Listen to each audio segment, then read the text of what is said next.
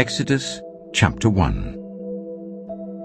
These are the names of the sons of Israel, who went to Egypt with Jacob, each with his family: Reuben, Simeon, Levi, and Judah; Issachar, Zebulun, and Benjamin; Dan and Naphtali; Gad and Asher.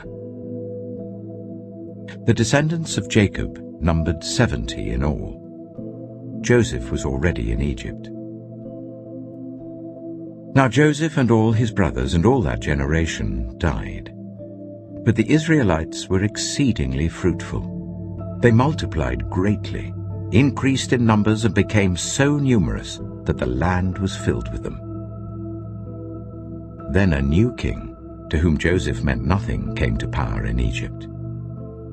"Look," he said to his people, "the Israelites have become far too numerous for us. Come, we must deal shrewdly with them, or they will become even more numerous, and if war breaks out, will join our enemies, fight against us, and leave the country." So they put slave masters over them to oppress them with forced labor, and they built Pithom and Ramesses as store cities for Pharaoh. But the more they were oppressed, the more they multiplied and spread. So the Egyptians came to dread the Israelites and worked them ruthlessly. They made their lives bitter with harsh labor in brick and mortar and with all kinds of work in the fields. In all their harsh labor, the Egyptians worked them ruthlessly. The king of Egypt said to the Hebrew midwives, whose names were Shiphrah and Puah, "When you are helping the Hebrew women during childbirth on the delivery stool, if you see that the baby is a boy, kill him. But if it is a girl, let her live." The midwives, however, feared God and did not do what the king of Egypt had told them to do. They let the boys live. Then the king of Egypt summoned the midwives and asked them, "Why have you done this? Why have you let the boys live?" The midwives answered Pharaoh, "Hebrew women are not like Egyptian women. They are vigorous and give birth before the midwives arrive." So God was kind to the midwives, and the people increased and became even more numerous. And because the midwives feared God, he gave them families of their own. Then Pharaoh gave this order to all his people: "Every Hebrew boy that is born you must throw into the Nile, but let every girl live." Exodus chapter 2. Now a man of the tribe of Levi married a Levite woman, and she became pregnant and gave birth to a son. When she saw that he was a fine child, she hid him for 3 months. But when she could hide him no longer, she got a papyrus basket for him and coated it with tar and pitch. Then she placed the child in it and put it among the reeds along the bank of the Nile. His sister stood at a distance to see what would happen to him. Then Pharaoh's daughter went down to the Nile to bathe, and her attendants were walking along the riverbank. She saw the basket among the reeds and sent her female slaves to get it. She opened it and saw the baby. He was crying, and she felt sorry for him. "This is one of the Hebrew babies," she said. Then his sister asked Pharaoh's daughter, "Shall I go and get one of the Hebrew women to nurse the baby for you?" "Yes, go," she answered. So the girl went and got the baby's mother. Pharaoh's daughter said to her, "Take this baby and nurse him for me, and I will pay you." So the woman took the baby and nursed him. When the child grew older, she took him to Pharaoh's daughter, and he became her son. She named him Moses, saying, "I drew him out of the water." One day, after Moses had grown up, he went out to where his own people were and watched them at their hard labor. He saw an Egyptian beating a Hebrew, one of his own people. Looking this way and that and seeing no one, he killed the Egyptian and hid him in the sand. The next day he went out and saw 2 Hebrews fighting. He asked the one in the wrong, "Why are you hitting your fellow Hebrew?" The man said, "Who made you ruler and judge over us? Are you thinking of killing me as you killed the Egyptian?" Then Moses was afraid and thought, "What I did must have become known." When Pharaoh heard of this, he tried to kill Moses. But Moses fled from Pharaoh and went to live in Midian, where he sat down by a well. Now a priest of Midian had 7 daughters, and they came to draw water and fill the troughs to water their father's flock. Some shepherds came along and drove them away, but Moses got up and came to their rescue and watered their flock. When the girls returned to Reuel their father, he asked them, "Why have you returned so early today?" They answered, "An Egyptian rescued us from the shepherds. He even drew water for us and watered the flock." "And where is he?" Reuel asked his daughters. "Why did you leave him? Invite him to have something to eat." Moses agreed to stay with the man, who gave his daughter Zipporah to Moses in marriage. Zipporah gave birth to a son, and Moses named him Gershom, saying, "I have become a foreigner in a foreign land." During that long period, the king of Egypt died. The Israelites groaned in their slavery and cried out, and their cry for help because of their slavery went up to God. God heard their groaning, and he remembered his covenant with Abraham, with Isaac, and with Jacob. So God looked on the Israelites and was concerned about them. Exodus chapter 3. Now Moses was tending the flock of Jethro his father-in-law, the priest of Midian. And he led the flock to the far side of the wilderness and came to Horeb, the mountain of God. There the angel of the Lord appeared to him in flames of fire from within a bush. Moses saw that though the bush was on fire, it did not burn up. So Moses thought, "I will go over and see this strange sight, why the bush does not burn up."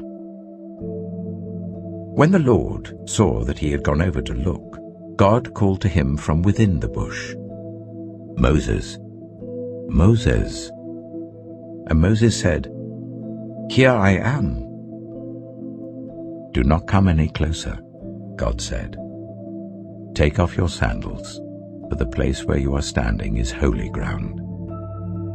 Then he said, "I am the God of your father, the God of Abraham, the God of Isaac, and the God of Jacob." At this, Moses hid his face, because he was afraid to look at God.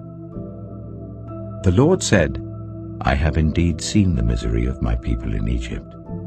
I have heard them crying out because of their slave drivers, and I am concerned about their suffering.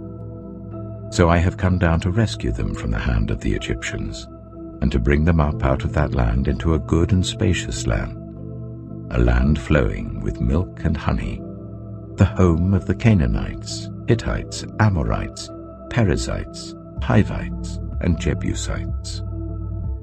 And now the cry of the Israelites has reached me, and I have seen the way the Egyptians are oppressing them. So now, go. I am sending you to Pharaoh to bring my people, the Israelites, out of Egypt." But Moses said to God, "Who am I that I should go to Pharaoh and bring the Israelites out of Egypt?" And God said, "I will be with you, and this will be the sign to you that it is I who have sent you. When you have brought the people out of Egypt, you will worship God on this mountain." Moses said to God, "Suppose I go to the Israelites and say to them, 'The God of your fathers has sent me to you,' and they ask me, 'What is his name?' Then what shall I tell them?" God said to Moses, "I am who I am. This is what you are to say to the Israelites. 'I am has sent me to you.'" God also said to Moses, "Say to the Israelites, 'The Lord, the God of your fathers, the God of Abraham, the God of Isaac, and the God of Jacob, has sent me to you. This is my name forever, the name you shall call me from generation to generation. Go, assemble the elders of Israel and say to them, 'The Lord, the God of your fathers, the God of Abraham, Isaac, and Jacob, appeared to me and said, I have watched over you and have seen what has been done to you in Egypt. And I have promised to bring you up out of your misery in Egypt, into the land of the Canaanites, Hittites, Amorites, Perizzites, Hivites, and Jebusites, a land flowing with milk and honey. The elders of Israel will listen to you. Then you and the elders are to go to the king of Egypt and say to him, "The Lord, the God of the Hebrews, has met with us.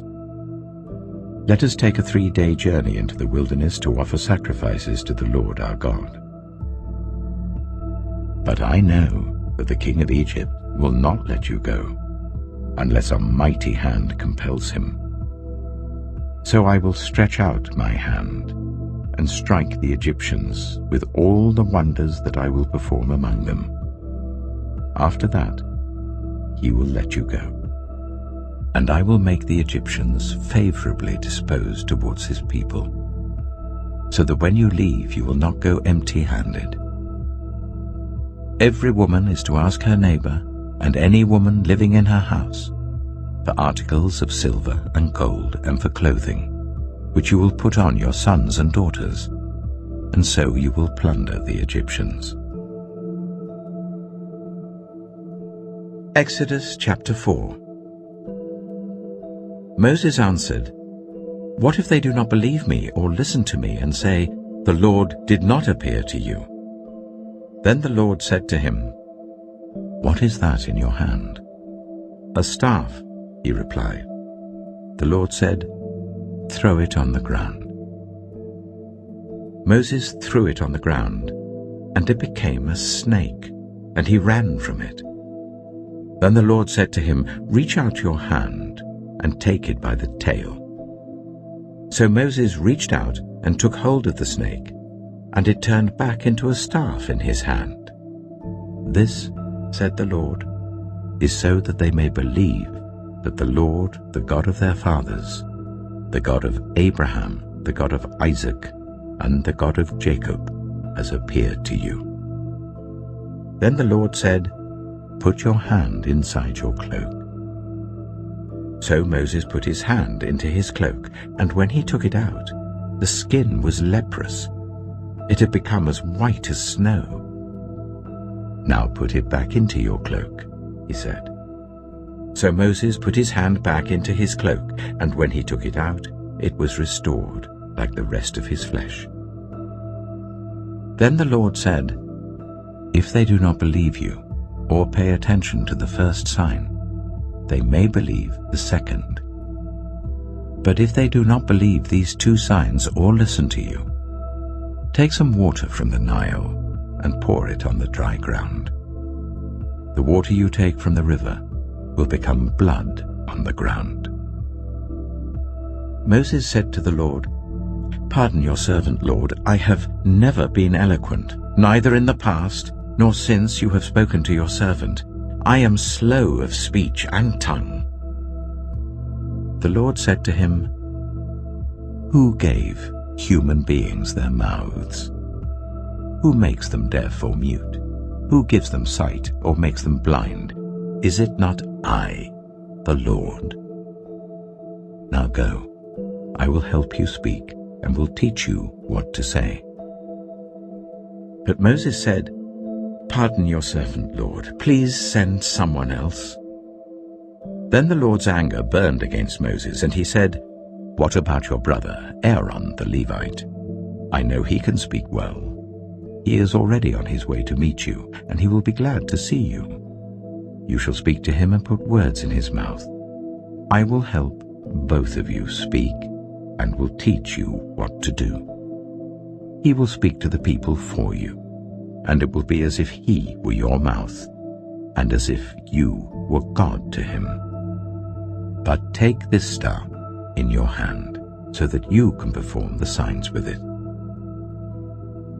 Then Moses went back to Jethro, his father-in-law, and said to him, "Let me return to my own people in Egypt to see if any of them are still alive." Jethro said, "Go, and I wish you well." Now the Lord had said to Moses in Midian, "Go back to Egypt, for all those who wanted to kill you are dead." So Moses took his wife and sons, put them on a donkey, and started back to Egypt. And he took the staff of God in his hand. The Lord said to Moses, "When you return to Egypt, see that you perform before Pharaoh all the wonders I have given you the power to do.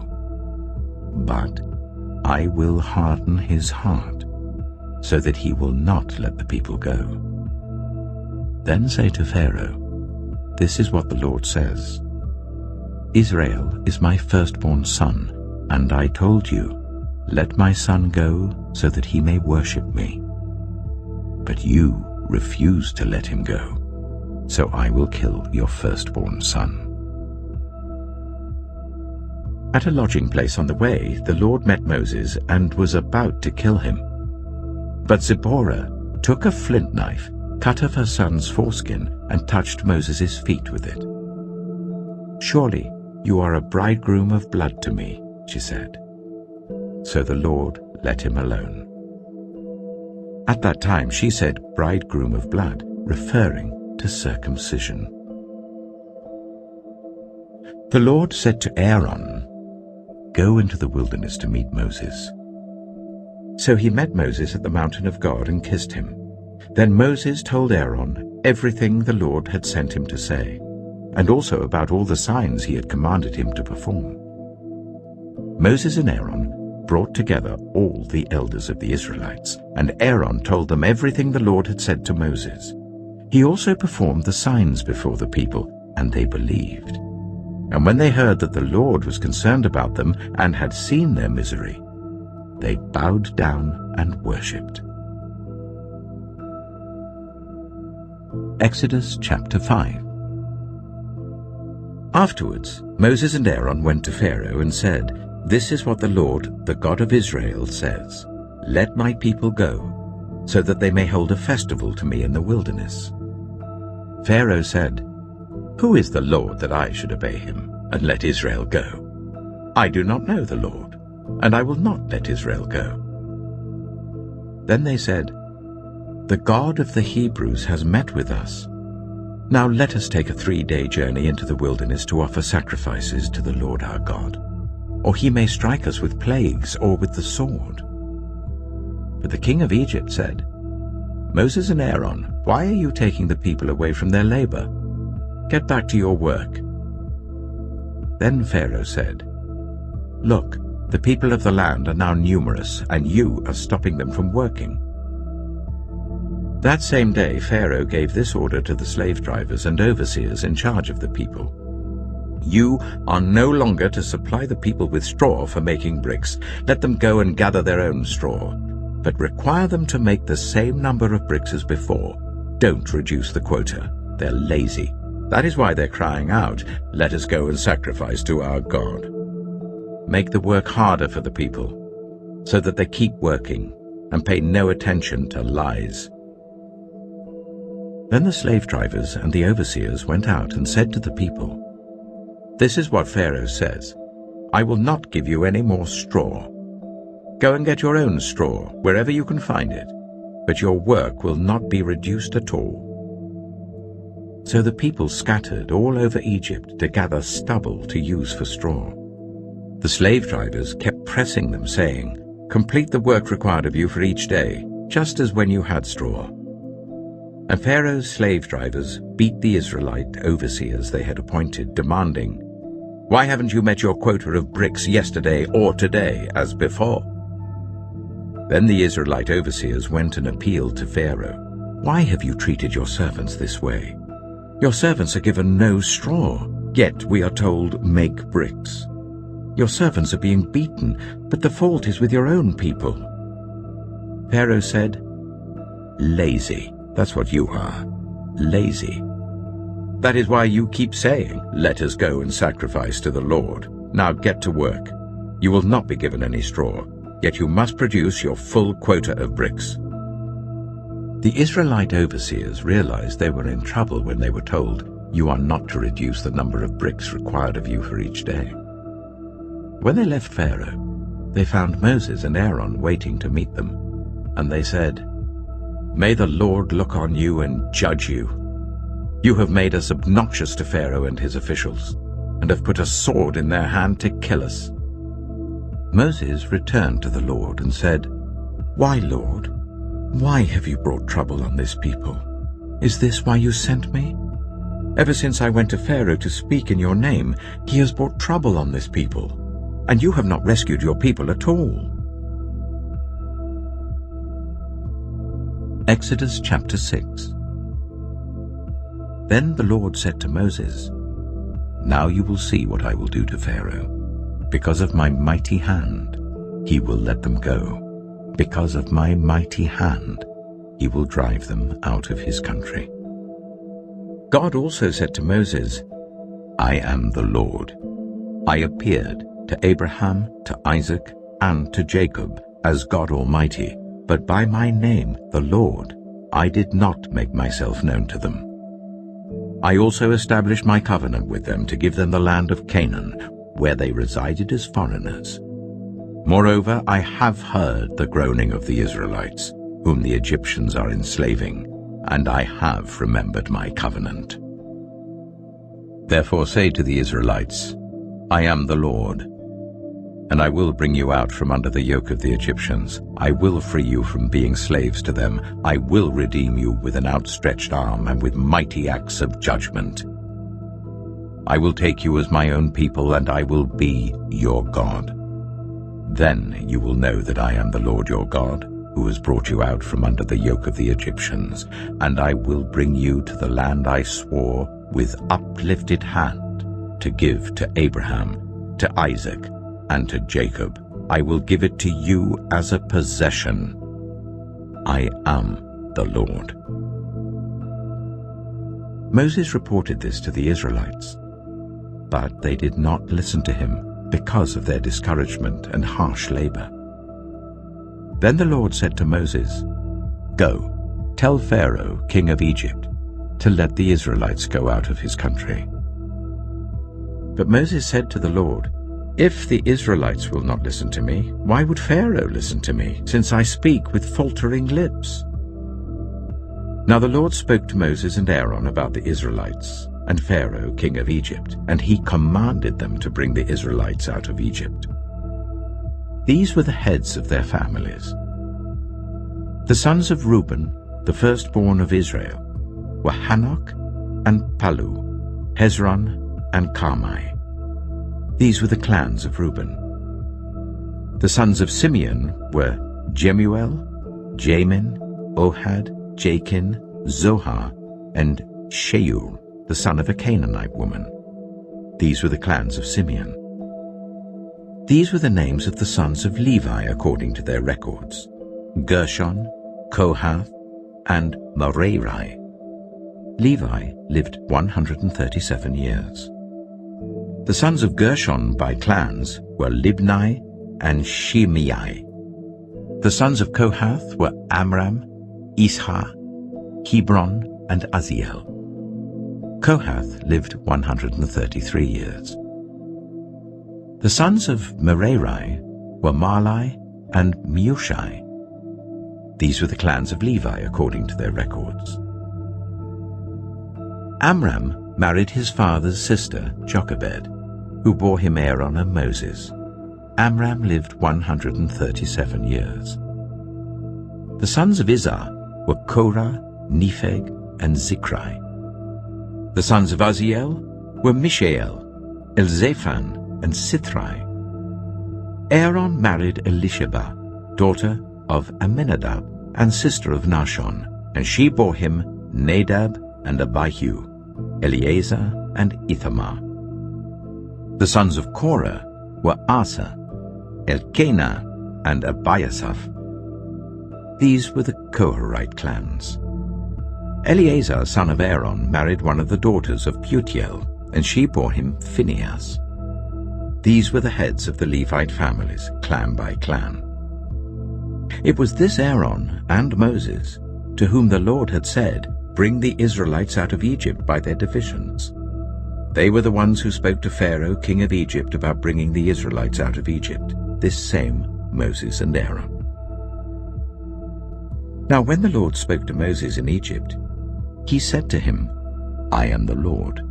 Tell Pharaoh, king of Egypt, everything I tell you." But Moses said to the Lord, "Since I speak with faltering lips, why would Pharaoh listen to me?" Exodus chapter 7. Then the Lord said to Moses, "See, I have made you like God to Pharaoh, and your brother Aaron will be your prophet. You are to say everything I command you, and your brother Aaron is to tell Pharaoh to let the Israelites go out of his country. But I will harden Pharaoh's heart, and though I multiply my signs and wonders in Egypt, he will not listen to you. Then I will lay my hand on Egypt, and with mighty acts of judgment I will bring out my divisions, my people, the Israelites, and the Egyptians will know that I am the Lord, when I stretch out my hand against Egypt and bring the Israelites out of it." Moses and Aaron did just as the Lord commanded them. Moses was 80 years old, and Aaron 83, when they spoke to Pharaoh. The Lord said to Moses and Aaron, "When Pharaoh says to you, 'Perform a miracle,' then say to Aaron, 'Take your staff and throw it down before Pharaoh, and it will become a snake.'"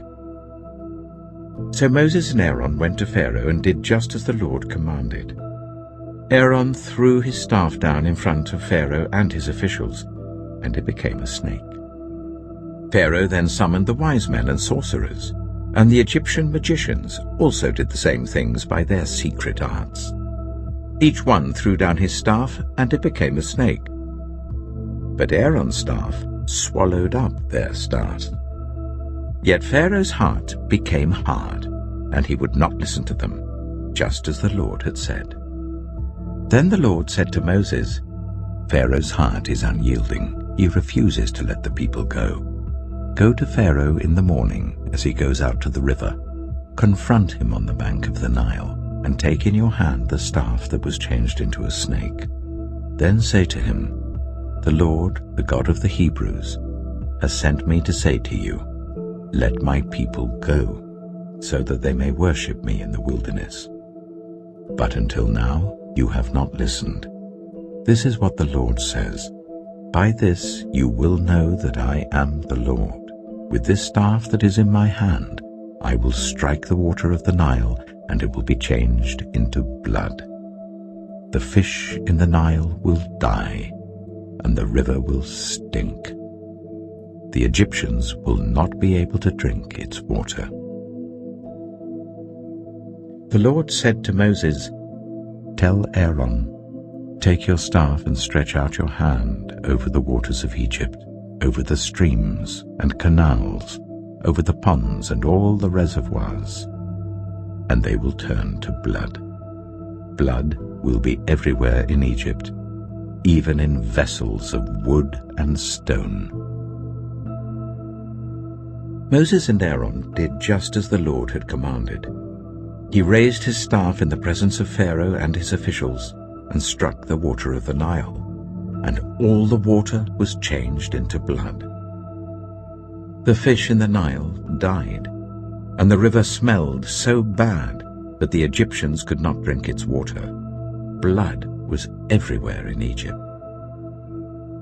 But the Egyptian magicians did the same things by their secret arts, and Pharaoh's heart became hard. He would not listen to Moses and Aaron, just as the Lord had said.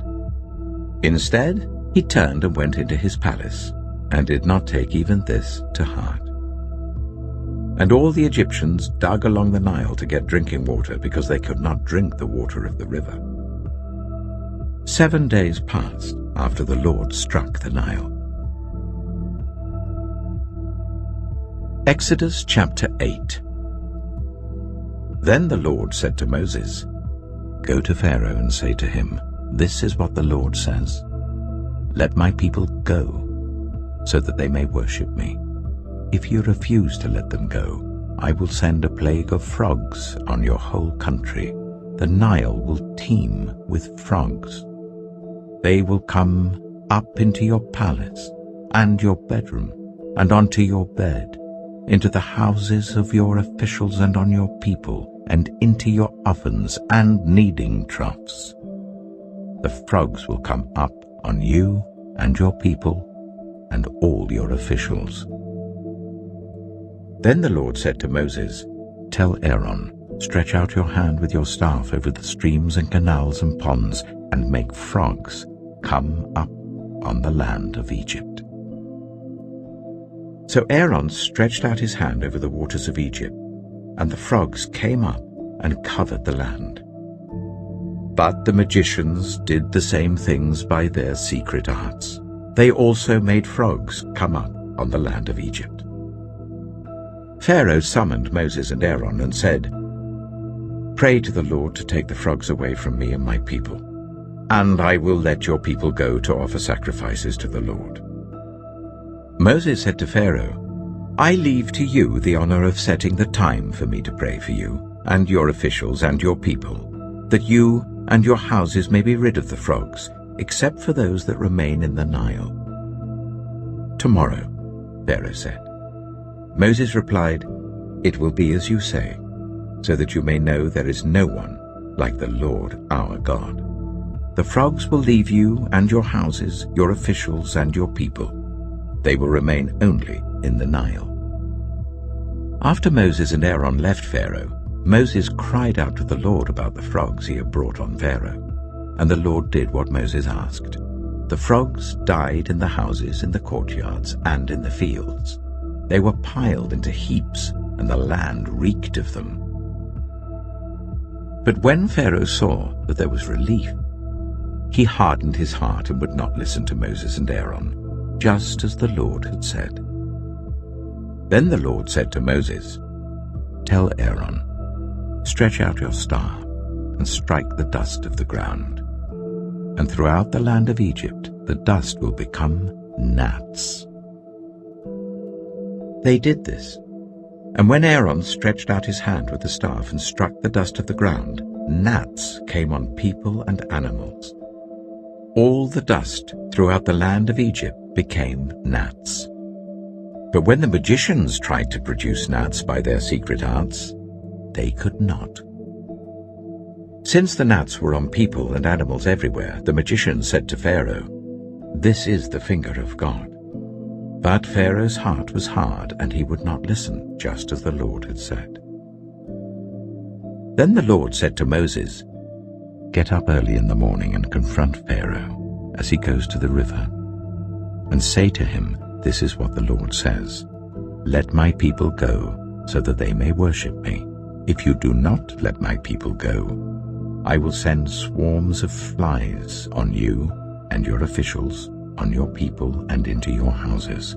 The houses of the Egyptians will be full of flies. Even the ground will be covered with them. But on that day, I will deal differently with the land of Goshen, where my people live. No swarms of flies will be there, so that you will know that I, the Lord, am in this land. I will make a distinction between my people and your people. This sign will occur tomorrow." And the Lord did this. Dense swarms of flies poured into Pharaoh's palace and into the houses of his officials. Throughout Egypt the land was ruined by the flies. Then Pharaoh summoned Moses and Aaron and said, "Go, sacrifice to your God here in the land." But Moses said, "That would not be right. The sacrifices we offer the Lord our God would be detestable to the Egyptians. And if we offer sacrifices that are detestable in their eyes, will they not stone us? We must take a 3-day journey into the wilderness to offer sacrifices to the Lord our God, as he commands us." Pharaoh said, "I will let you go to offer sacrifices to the Lord your God in the wilderness, but you must not go very far. Now pray for me." Moses answered, "As soon as I leave you, I will pray to the Lord, and tomorrow the flies will leave Pharaoh and his officials and his people. Only let Pharaoh be sure that he does not act deceitfully again by not letting the people go to offer sacrifices to the Lord." Then Moses left Pharaoh and prayed to the Lord. And the Lord did what Moses asked. The flies left Pharaoh and his officials and his people. Not a fly remained. But this time also Pharaoh hardened his heart and would not let the people go. Exodus chapter 9. Then the Lord said to Moses, "Go to Pharaoh and say to him, 'This is what the Lord, the God of the Hebrews, says. Let my people go, so that they may worship me. If you refuse to let them go and continue to hold them back, the hand of the Lord will bring a terrible plague on your livestock in the field, on your horses, donkeys, and camels, and on your cattle, sheep, and goats. But the Lord will make a distinction between the livestock of Israel and that of Egypt, so that no animal belonging to the Israelites will die.'" The Lord set a time and said, "Tomorrow the Lord will do this in the land." And the next day the Lord did it. All the livestock of the Egyptians died, but not one animal belonging to the Israelites died. Pharaoh investigated and found that not even one of the animals of the Israelites had died. Yet his heart was unyielding, and he would not let the people go. Then the Lord said to Moses and Aaron, "Take handfuls of soot from a furnace, and let Moses toss it into the air in the presence of Pharaoh. It will become fine dust over the whole land of Egypt, and festering boils will break out on people and animals throughout the land." So they took soot from a furnace and stood before Pharaoh. Moses tossed it into the air, and festering boils broke out on people and animals. The magicians could not stand before Moses because of the boils that were on them and on all the Egyptians.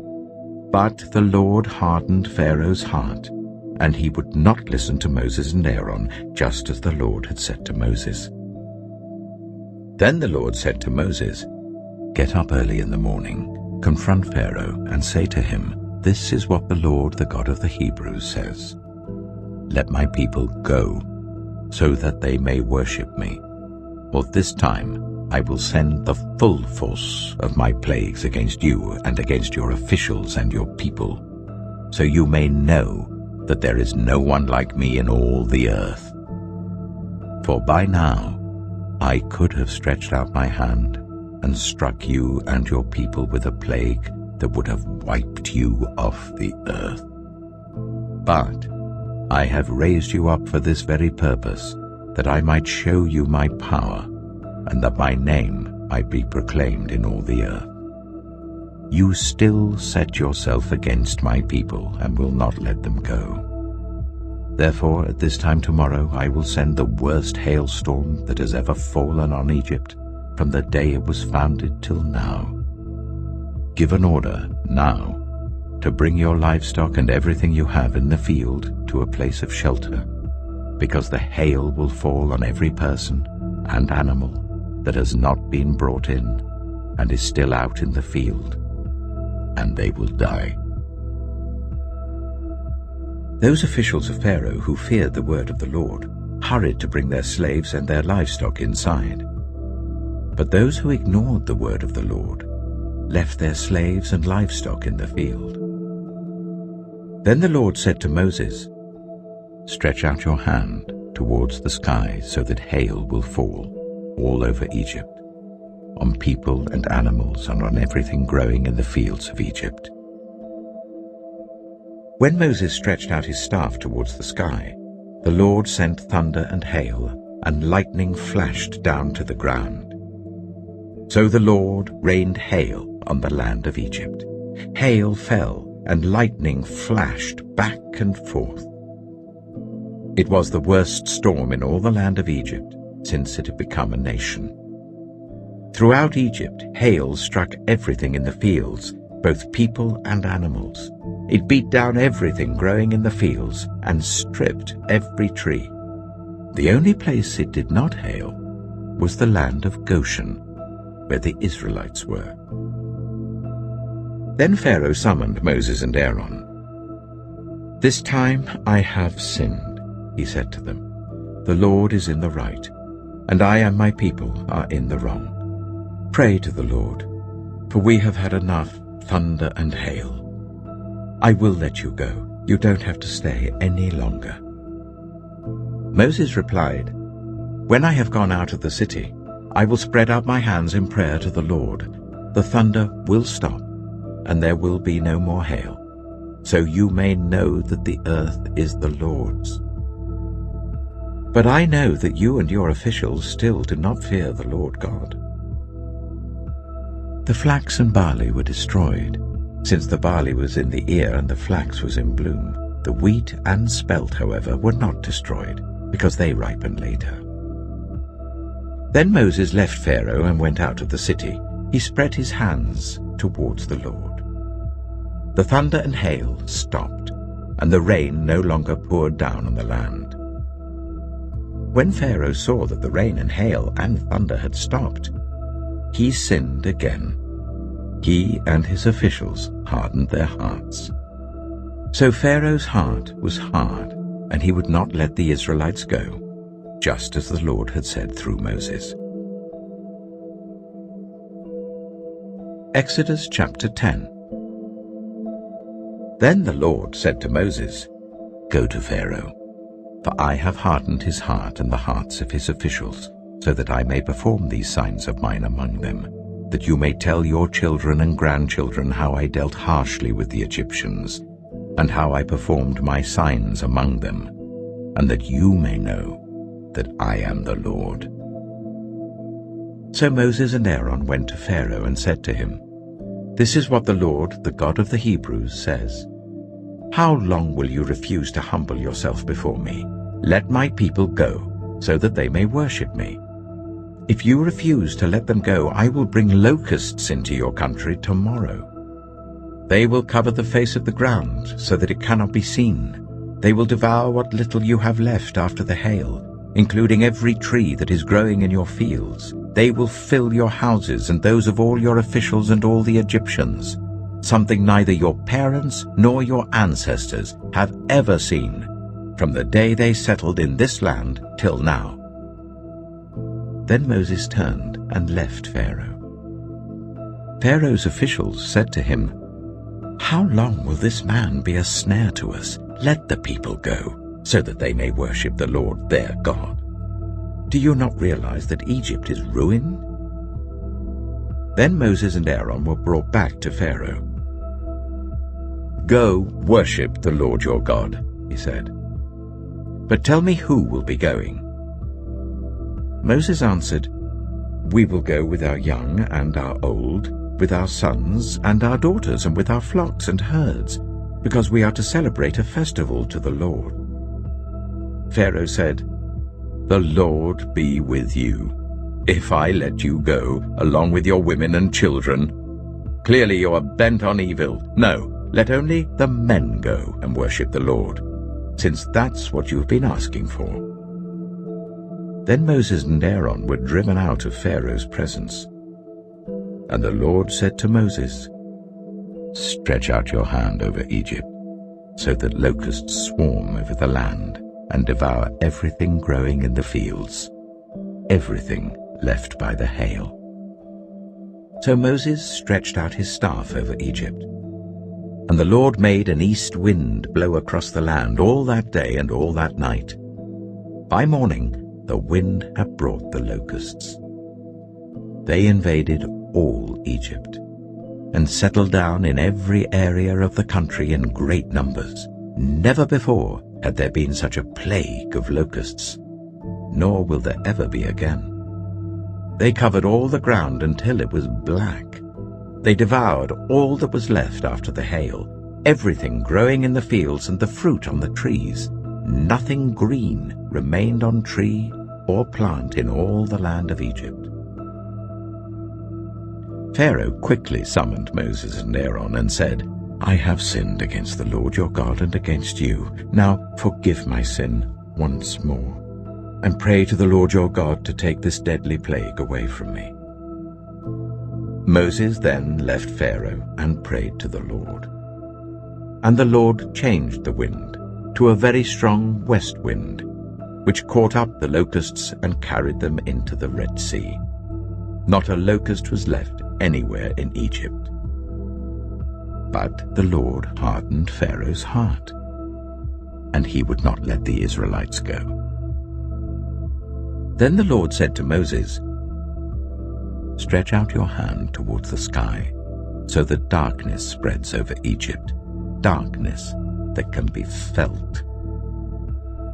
So Moses stretched out his hand towards the sky, and total darkness covered all Egypt for 3 days. No one could see anyone else or move about for 3 days. Yet all the Israelites had light in the places where they lived. Then Pharaoh summoned Moses and said, "Go, worship the Lord. Even your women and children may go with you, only leave your flocks and herds behind." But Moses said, "You must allow us to have sacrifices and burnt offerings to present to the Lord our God. Our livestock, too, must go with us. Not a hoof is to be left behind. We have to use some of them in worshipping the Lord our God. And until we get there, we will not know what we are to use to worship the Lord." But the Lord hardened Pharaoh's heart, and he was not willing to let them go. Pharaoh said to Moses, "Get out of my sight. Make sure you do not appear before me again. The day you see my face, you will die." "Just as you say," Moses replied. "I will never appear before you again." Exodus chapter 11.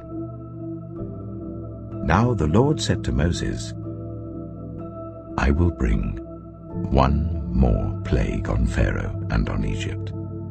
After that, he will let you go from here, and when he does, he will drive you out completely.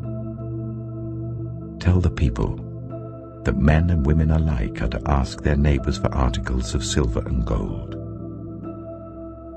The Lord made the Egyptians favorably disposed towards the people, and Moses himself was highly regarded in Egypt by Pharaoh's officials and by the people. So Moses said, "This is what the Lord says, about midnight I will go throughout Egypt. Every firstborn son in Egypt will die, from the firstborn son of Pharaoh who sits on the throne to the firstborn son of the female slave who is at her handmill, and all the firstborn of the cattle as well. There will be loud wailing throughout Egypt, worse than there has ever been or ever will be again. But among the Israelites, not a dog will bark at any person or animal. Then you will know that the Lord makes a distinction between Egypt and Israel. All these officials of yours will come to me, bowing down before me, and saying, 'Go, you and all the people who follow you.' After that, I will leave." Then Moses, hot with anger, left Pharaoh. The Lord had said to Moses, "Pharaoh will refuse to listen to you, so that my wonders may be multiplied in Egypt." Moses and Aaron performed all these wonders before Pharaoh, but the Lord hardened Pharaoh's heart, and he would not let the Israelites go out of his country. Exodus chapter 12. The Lord said to Moses and Aaron in Egypt, "This month is to be for you the first month of your year. Tell the whole community of Israel that on the 10th day of this month, each man is to take a lamb for his family, one for each household. If any household is too small for a whole lamb, they must share one with their nearest neighbor, having taken into account the number of people there are. You are to determine the amount of lamb needed in accordance with what each person will eat. The animals you choose must be year-old males, without defect, and you may take them from the sheep or the goats. Take care of them until the 14th day of the month, when all the members of the community of Israel must slaughter them at twilight. Then they are to take some of the blood and put it on the sides and tops of the door frames of the houses where they eat the lambs. That same night they are to eat the meat roasted over the fire, along with bitter herbs and bread made without yeast. Do not eat the meat raw or boiled in water, but roasted over a fire, with the head, legs, and internal organs. Do not leave any of it till morning. If some is left till morning, you must burn it. This is how you are to eat it, with your cloak tucked into your belt, your sandals on your feet, and your staff in your hand. Eat it in haste. It is the Lord's Passover. On that same night I will pass through Egypt, and strike down every firstborn of both people and animals, and I will bring judgment on all the gods of Egypt. I am the Lord. The blood will be a sign for you on the houses where you are, and when I see the blood, I will pass over you. No destructive plague will touch you when I strike Egypt. This is a day you are to commemorate.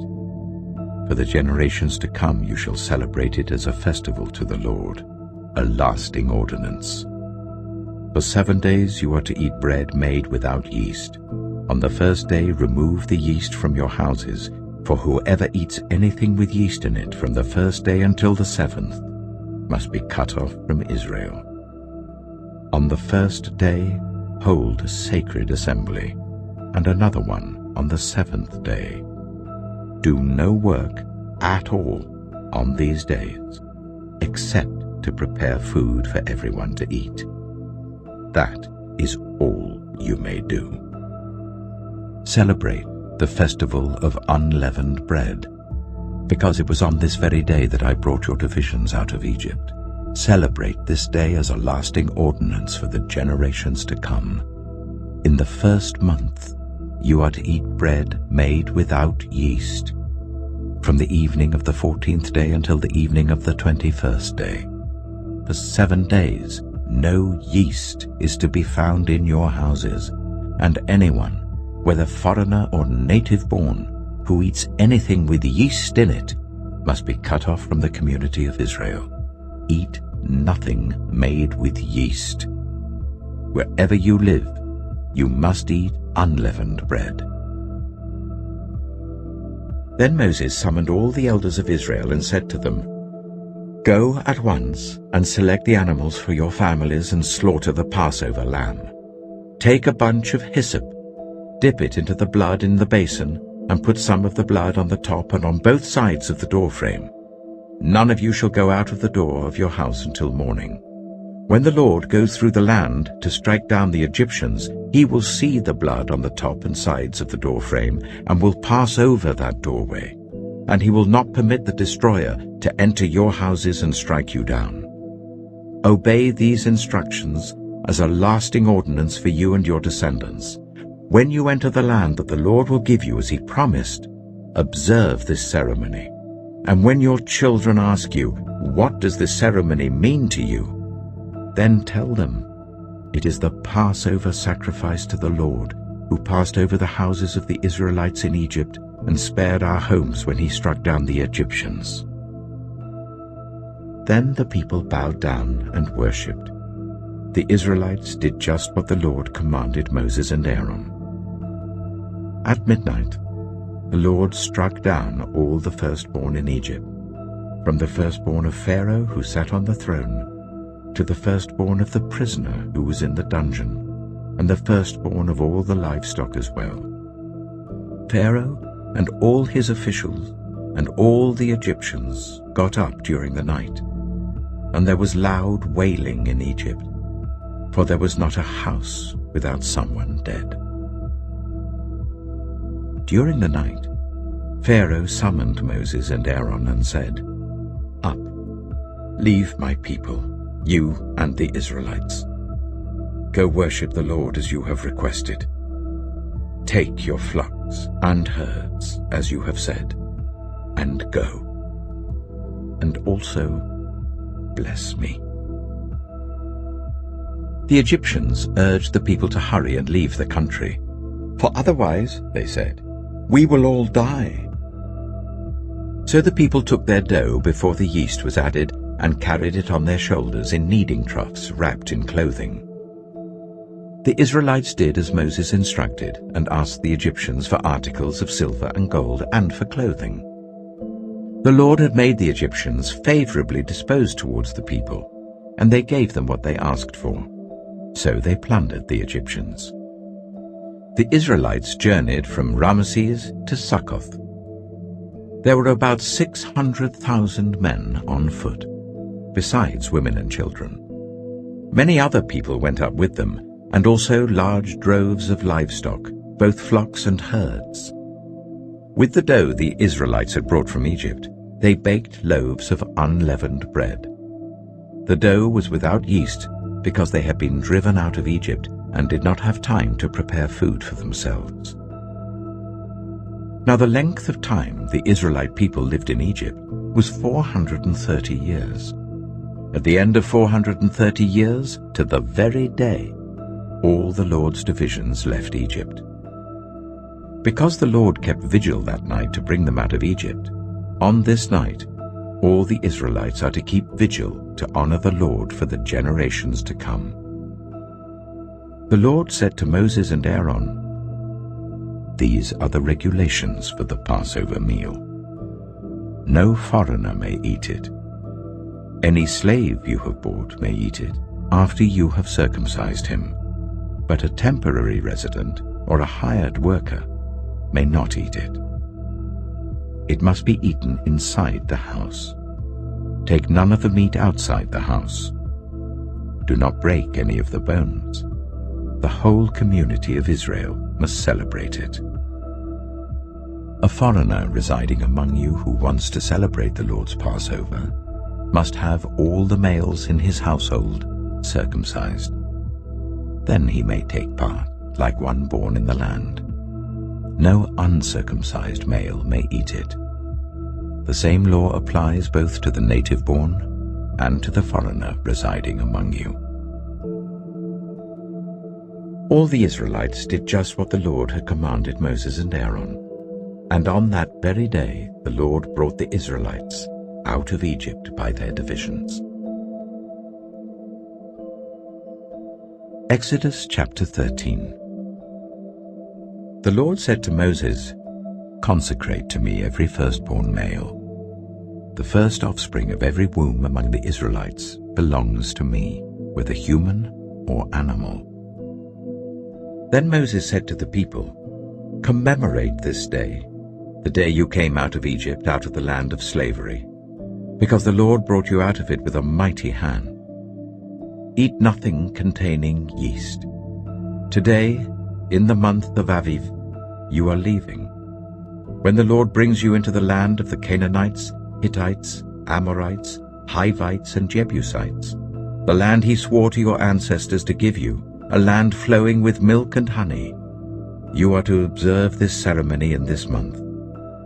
For 7 days eat bread made without yeast, and on the 7th day hold a festival to the Lord.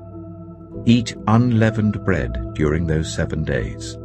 Nothing with yeast in it is to be seen among you, nor shall any yeast be seen anywhere within your borders. On that day tell your son, I do this because of what the Lord did for me when I came out of Egypt. This observance will be for you like a sign on your hand and a reminder on your forehead that this law of the Lord is to be on your lips. For the Lord brought you out of Egypt with his mighty hand. You must keep this ordinance at the appointed time, year after year. After the Lord brings you into the land of the Canaanites and gives it to you, as he promised on oath to you and your ancestors, you are to give over to the Lord the first offspring of every womb. All the firstborn males of your livestock belong to the Lord. Redeem with a lamb every firstborn donkey. But if you do not redeem it, break its neck. Redeem every firstborn among your sons. In the days to come when your son asks you, what does this mean? Say to him, With a mighty hand the Lord brought us out of Egypt, out of the land of slavery. When Pharaoh stubbornly refused to let us go, the Lord killed the firstborn of both people and animals in Egypt. This is why I sacrifice to the Lord the first male offspring of every womb, and redeem each of my firstborn son. And it will be like a sign on your hand, and a symbol on your forehead, that the Lord brought us out of Egypt with his mighty hand. When Pharaoh let the people go, God did not lead them on the road through the Philistine country, though that was shorter. For God said, if they face war, they might change their minds and return to Egypt. So God led the people around by the desert road towards the Red Sea. The Israelites went up out of Egypt ready for battle.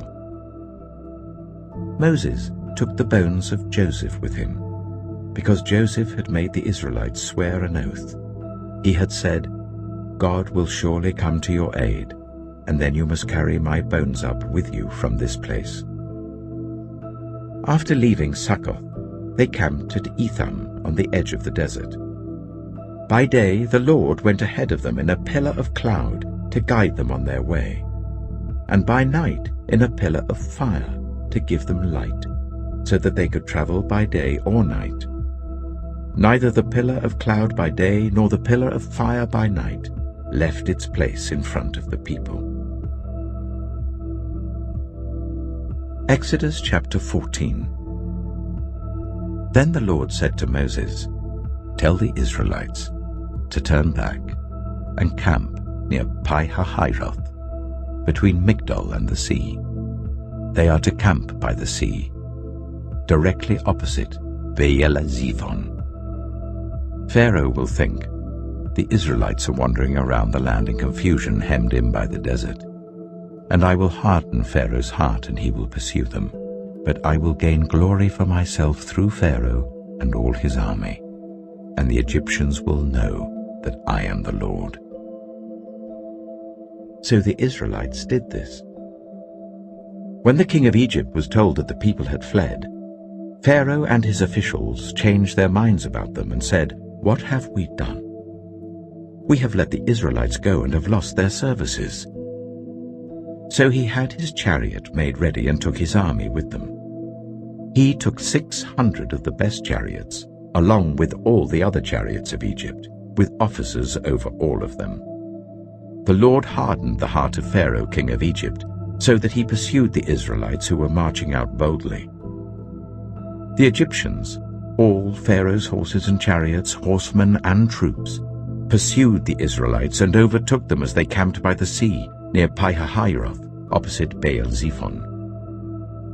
As Pharaoh approached, the Israelites looked up, and there were the Egyptians marching after them. They were terrified and cried out to the Lord. They said to Moses, was it because there were no graves in Egypt that you brought us to the desert to die? What have you done to us by bringing us out of Egypt? Didn't we say to you in Egypt, leave us alone, let us serve the Egyptians? It would have been better for us to serve the Egyptians than to die in the desert. Moses answered the people, do not be afraid. Stand firm, and you will see the deliverance the Lord will bring you today. The Egyptians you see today, you will never see again. The Lord will fight for you. You need only to be still. Then the Lord said to Moses, why are you crying out to me? Tell the Israelites to move on. Raise your staff and stretch out your hand over the sea to divide the water, so that the Israelites can go through the sea on dry ground. I will harden the hearts of the Egyptians, so that they will go in after them. And I will gain glory through Pharaoh and all his army, through his chariots and his horsemen. The Egyptians will know that I am the Lord, when I gain glory through Pharaoh, his chariots, and his horsemen. Then the angel of God, who had been traveling in front of Israel's army, withdrew and went behind them. The pillar of cloud also moved from in front and stood behind them, coming between the armies of Egypt and Israel. Throughout the night the cloud brought darkness to the one side and light to the other. so neither went near the other all night long. Then Moses stretched out his hand over the sea, and all that night the Lord drove the sea back with a strong east wind and turned it into dry land. The waters were divided, and the Israelites went through the sea on dry ground with a wall of water on their right and on their left. The Egyptians pursued them, and all Pharaoh's horses and chariots and horsemen followed them into the sea. During the last watch of the night, the Lord looked down from the pillar of fire and cloud at the Egyptian army and threw it into confusion. He jammed the wheels of their chariots so that they had difficulty driving. And the Egyptians said, "Let's get away from the Israelites. The Lord is fighting for them against Egypt."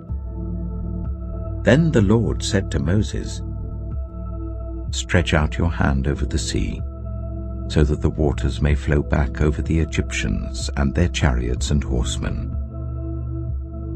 Moses stretched out his hand over the sea, and at daybreak the sea went back to its place. The Egyptians were fleeing towards it, and the Lord swept them into the sea. The water flowed back and covered the chariots and horsemen, the entire army of Pharaoh that had followed the Israelites into the sea. Not one of them survived. But the Israelites went through the sea on dry ground, with a wall of water on their right and on their left. That day the Lord saved Israel from the hands of the Egyptians, and Israel saw the Egyptians lying dead on the shore. And when the Israelites saw the mighty hand of the Lord displayed against the Egyptians, the people feared the Lord and put their trust in him and in Moses his servant. Exodus chapter 15. Then Moses and the Israelites sang this song to the Lord. "I will sing to the Lord, for he is highly exalted. Both horse and driver he has hurled into the sea. The Lord is my strength and my defense. He has become my salvation. He is my God, and I will praise him, my father's God, and I will exalt him. The Lord is a warrior. The Lord is his name. Pharaoh's chariots and his army he has hurled into the sea. The best of Pharaoh's officers are drowned in the Red Sea. The deep waters have covered them. They sank to the depths like a stone. Your right hand, Lord, was majestic in power. Your right hand, Lord, shattered the enemy. In the greatness of your majesty you threw down those who opposed you. You unleashed your burning anger. It consumed them like stubble. By the blast of your nostrils the waters piled up. The surging waters stood up like a wall. The deep waters congealed in the heart of the sea. The enemy boasted, "I will pursue, I will overtake them, I will divide the spoils, I will gorge myself on them, I will draw my sword, and my hand will destroy them." But you blew with your breath, and the sea covered them. They sank like lead in the mighty waters. Who among the gods is like you, Lord? Who is like you, majestic in holiness, awesome in glory, working wonders? You stretch out your right hand, and the earth swallows your enemies. In your unfailing love you will lead the people you have redeemed. In your strength you will guide them to your holy dwelling. The nations will hear and tremble. Anguish will grip the people of Philistia. The chiefs of Edom will be terrified. The leaders of Moab will be seized with trembling. The people of Canaan will melt away. Terror and dread will fall on them. By the power of your arm, they will be as still as a stone, until your people pass by, Lord, until the people you bought pass by. You will bring them in and plant them on the mountain of your inheritance, the place, Lord, you made for your dwelling, the sanctuary, Lord, your hands established. The Lord reigns forever and ever. When Pharaoh's horses, chariots, and horsemen went into the sea, the Lord brought the waters of the sea back over them, but the Israelites walked through the sea on dry ground. Then Miriam, the prophet, Aaron's sister, took a tambourine in her hand, and all the women followed her with tambourines and dancing. Miriam sang to them, "Sing to the Lord, for he is highly exalted. Both horse and driver he has hurled into the sea." Then Moses led Israel from the Red Sea, and they went into the desert of Shur. For 3 days they traveled in the desert without finding water. When they came to Marah, they could not drink its water because it was bitter. That is why the place is called Marah. So the people grumbled against Moses, saying, "What are we to drink?"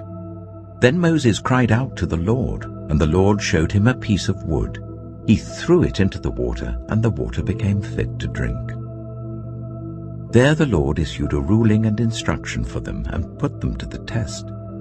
He said, "If you listen carefully to the Lord your God and do what is right in his eyes, if you pay attention to his commands and keep all his decrees, I will not bring on you any of the diseases I brought on the Egyptians, for I am the Lord who heals you."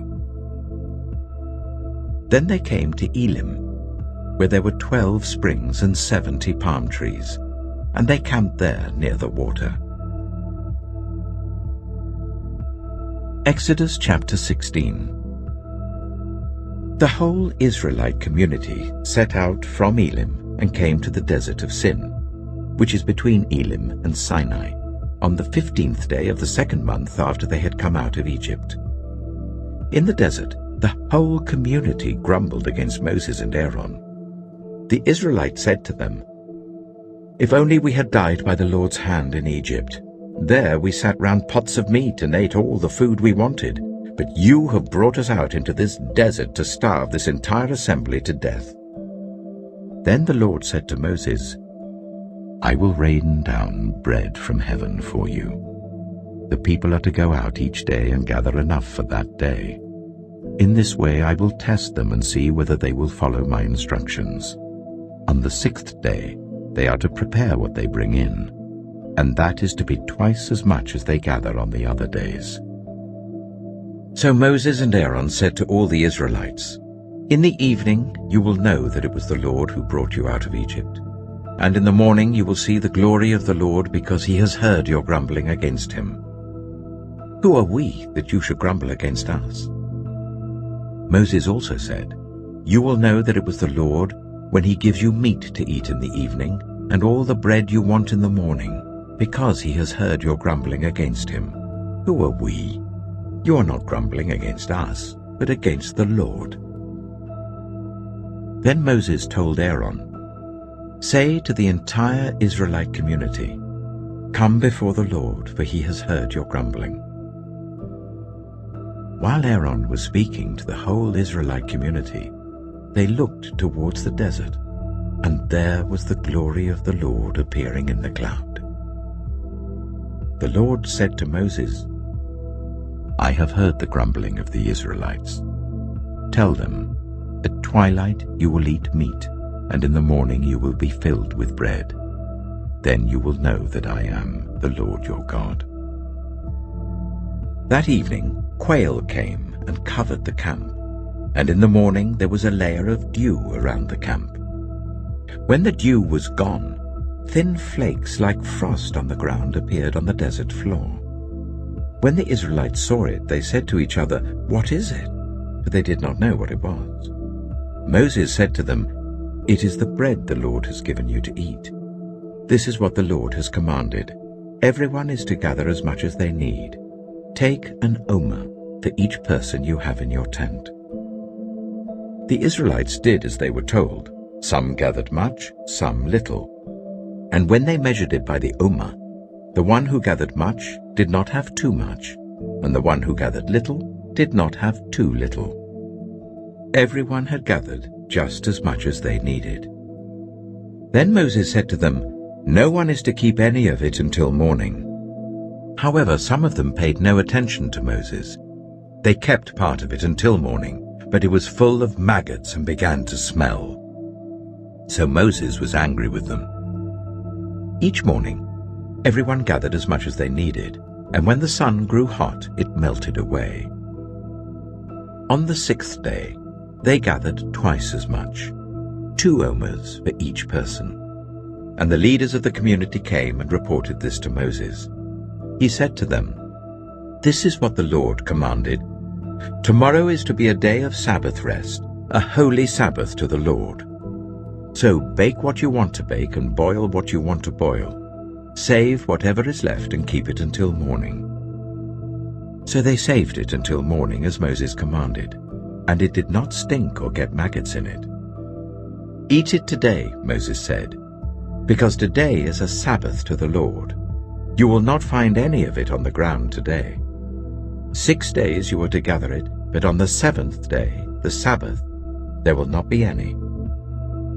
Nevertheless, some of the people went out on the 7th day to gather it, but they found none. Then the Lord said to Moses, "How long will you refuse to keep my commands and my instructions? Bear in mind that the Lord has given you the Sabbath. That is why on the 6th day he gives you bread for 2 days. Everyone is to stay where they are on the 7th day. No one is to go out." So the people rested on the 7th day. The people of Israel called the bread manna. It was white like coriander seed and tasted like wafers made with honey. Moses said, "This is what the Lord has commanded. Take an omer of manna and keep it for the generations to come, so that they can see the bread I gave you to eat in the wilderness when I brought you out of Egypt." So Moses said to Aaron, "Take a jar and put an omer of manna in it. Then place it before the Lord to be kept for the generations to come." As the Lord commanded Moses, Aaron put the manna with the tablets of the covenant law that it might be preserved. The Israelites ate manna for 40 years, until they came to a land that was settled. They ate manna until they reached the border of Canaan. An omer is 1/10 of an ephah. Exodus chapter 17. The whole Israelite community set out from the desert of Sin, traveling from place to place as the Lord commanded. They camped at Rephidim, but there was no water for the people to drink.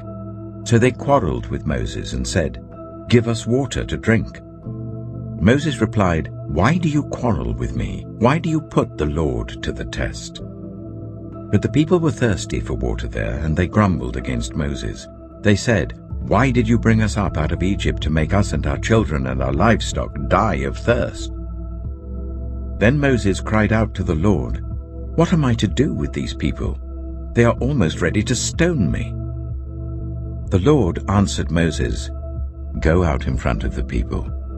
Take with you some of the elders of Israel, and take in your hand the staff with which you struck the Nile, and go. I will stand there before you by the rock at Horeb. Strike the rock, and water will come out of it for the people to drink." So Moses did this in the sight of the elders of Israel.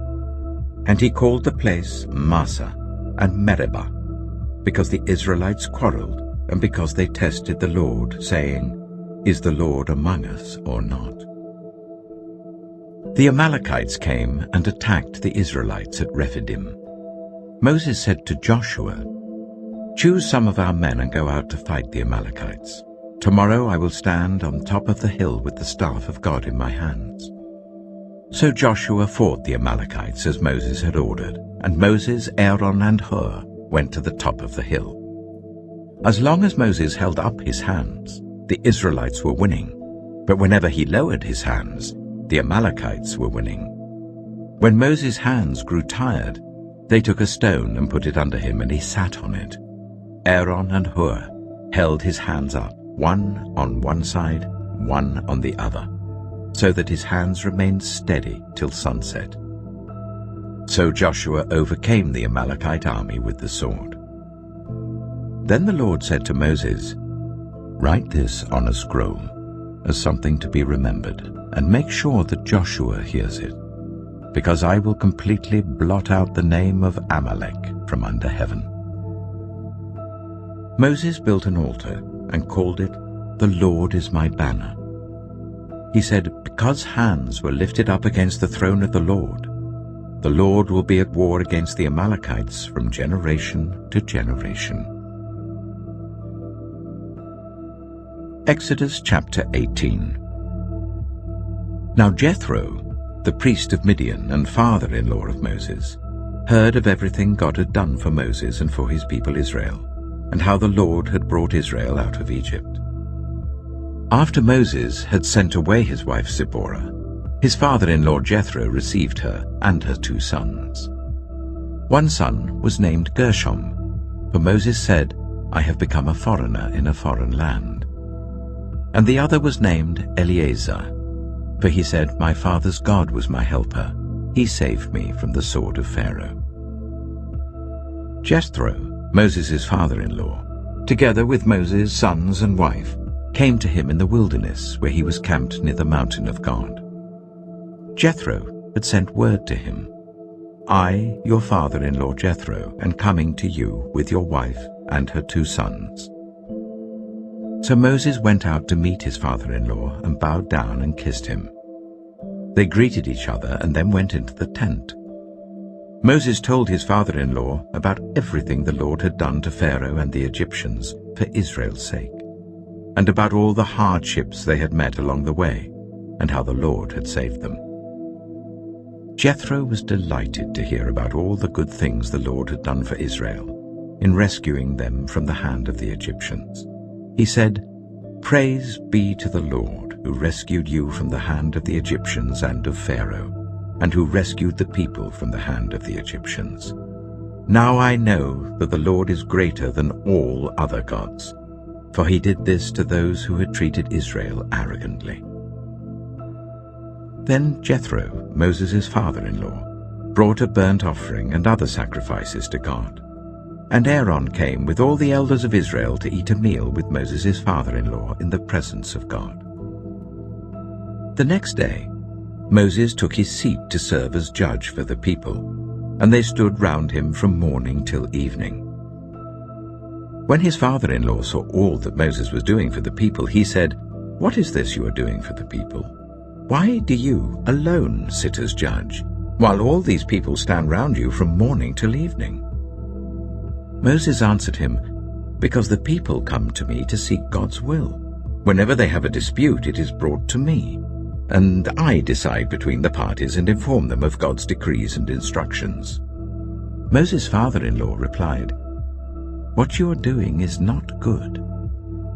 You and these people who come to you will only wear yourselves out. The work is too heavy for you. You cannot handle it alone. Listen now to me, and I will give you some advice, and may God be with you. You must be the people's representative before God and bring their disputes to him. Teach them his decrees and instructions, and show them the way they are to live and how they are to behave. But select capable men from all the people, men who fear God, trustworthy men who hate dishonest gain, and appoint them as officials over thousands, hundreds, 50s, and 10s. Let them serve as judges for the people at all times. But let them bring every difficult case to you. The simple cases they can decide themselves. That will make your load lighter, because they will share it with you. If you do this, and God so command, you will be able to stand the strain, and all these people will go home satisfied." Moses listened to his father-in-law and did everything he said. He chose capable men from all Israel and made them leaders of the people, officials over thousands, hundreds, 50s, and 10s. They served as judges for the people at all times. The difficult cases they brought to Moses, but the simple ones they decided themselves. Then Moses sent his father-in-law on his way, and Jethro returned to his own country. Exodus chapter 19. On the first day of the 3rd month, after the Israelites left Egypt, on that very day they came to the desert of Sinai. After they set out from Rephidim, they entered the desert of Sinai and Israel camped there in the desert in front of the mountain.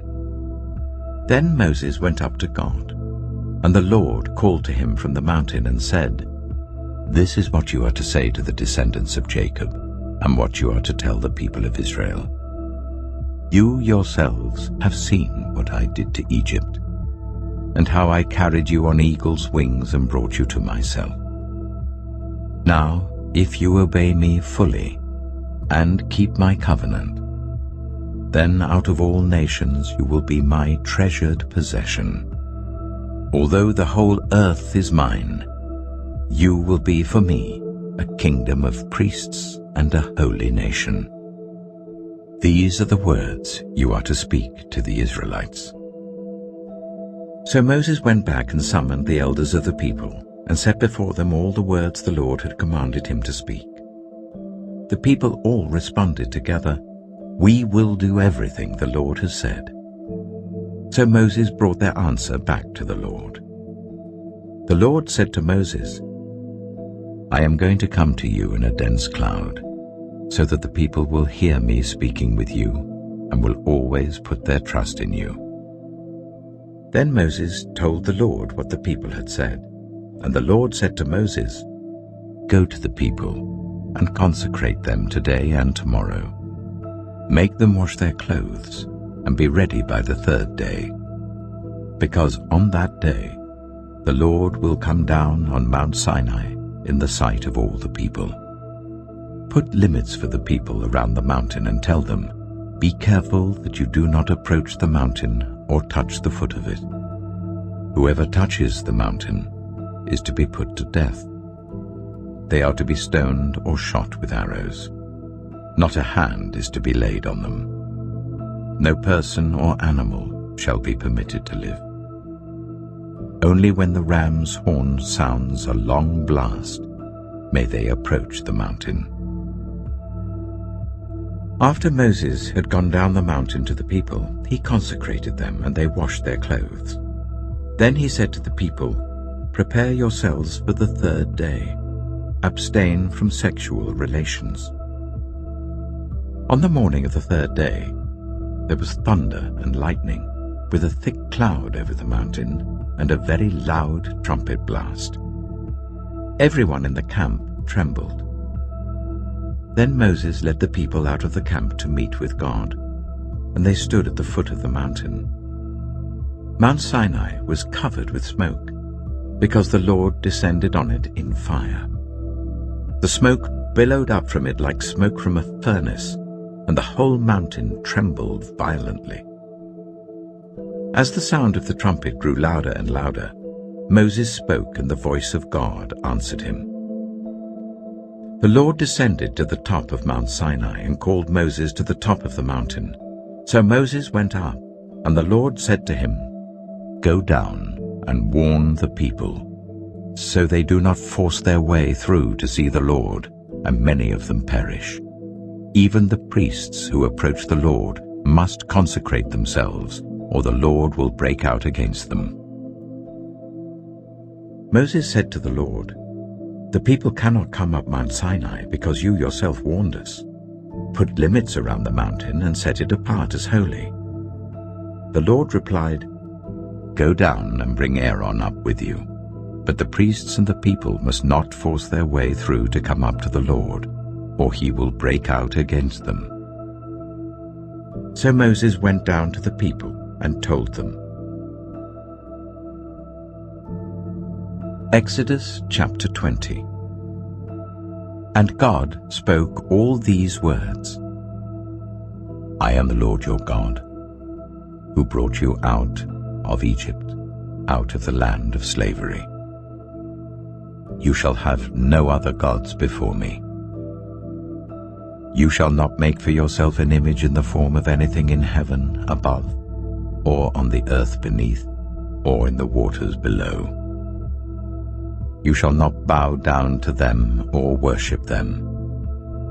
For I, the Lord your God, am a jealous God, punishing the children for the sin of the parents to the third and fourth generation of those who hate me, but showing love to 1,000 generations of those who love me and keep my commandments." You shall not misuse the name of the Lord your God, for the Lord will not hold anyone guiltless who misuses his name. Remember the Sabbath day by keeping it holy. 6 days you shall labor and do all your work, but the seventh day is a Sabbath to the Lord your God. On it you shall not do any work, neither you, nor your son or daughter, nor your male or female servant, nor your animals, nor any foreigner residing in your towns. For in 6 days the Lord made the heavens and the earth, the sea, and all that is in them, but he rested on the seventh day. Therefore the Lord blessed the Sabbath day and made it holy. Honor your father and your mother, so that you may live long in the land the Lord your God is giving you. You shall not murder.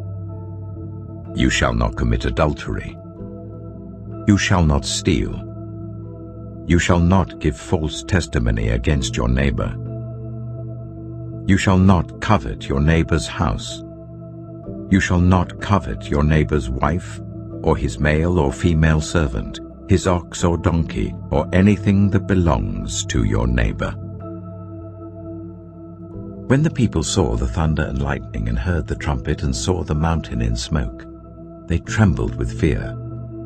They stayed at a distance and said to Moses, "Speak to us yourself and we will listen, but do not let God speak to us or we will die." Moses said to the people, "Do not be afraid. God has come to test you, so that the fear of God will be with you, to keep you from sinning." The people remained at a distance, while Moses approached the thick darkness where God was. Then the Lord said to Moses, "Tell the Israelites this. You have seen for yourselves that I have spoken to you from heaven. Do not make any gods to be alongside me. Do not make for yourselves gods of silver or gods of gold. Make an altar of earth for me, and sacrifice on it your burnt offerings and fellowship offerings, your sheep and goats and your cattle. Wherever I cause my name to be honored, I will come to you and bless you. If you make an altar of stones for me, do not build it with dressed stones, for you will defile it if you use a tool on it. And do not go up to my altar on steps, or your private parts may be exposed." Exodus chapter 21.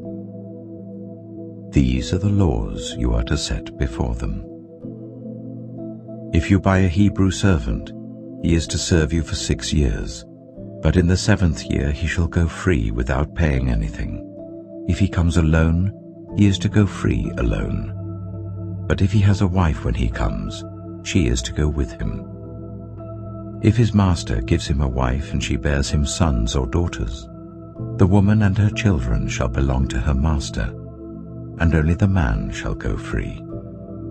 But if the servant declares, "I love my master and my wife and children, and do not want to go free," then his master must take him before the judges.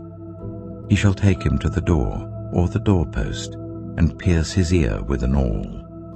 Then he will be his servant for life. If a man sells his daughter as a servant, she is not to go free as male servants do. If she does not please the master who has selected her for himself, he must let her be redeemed.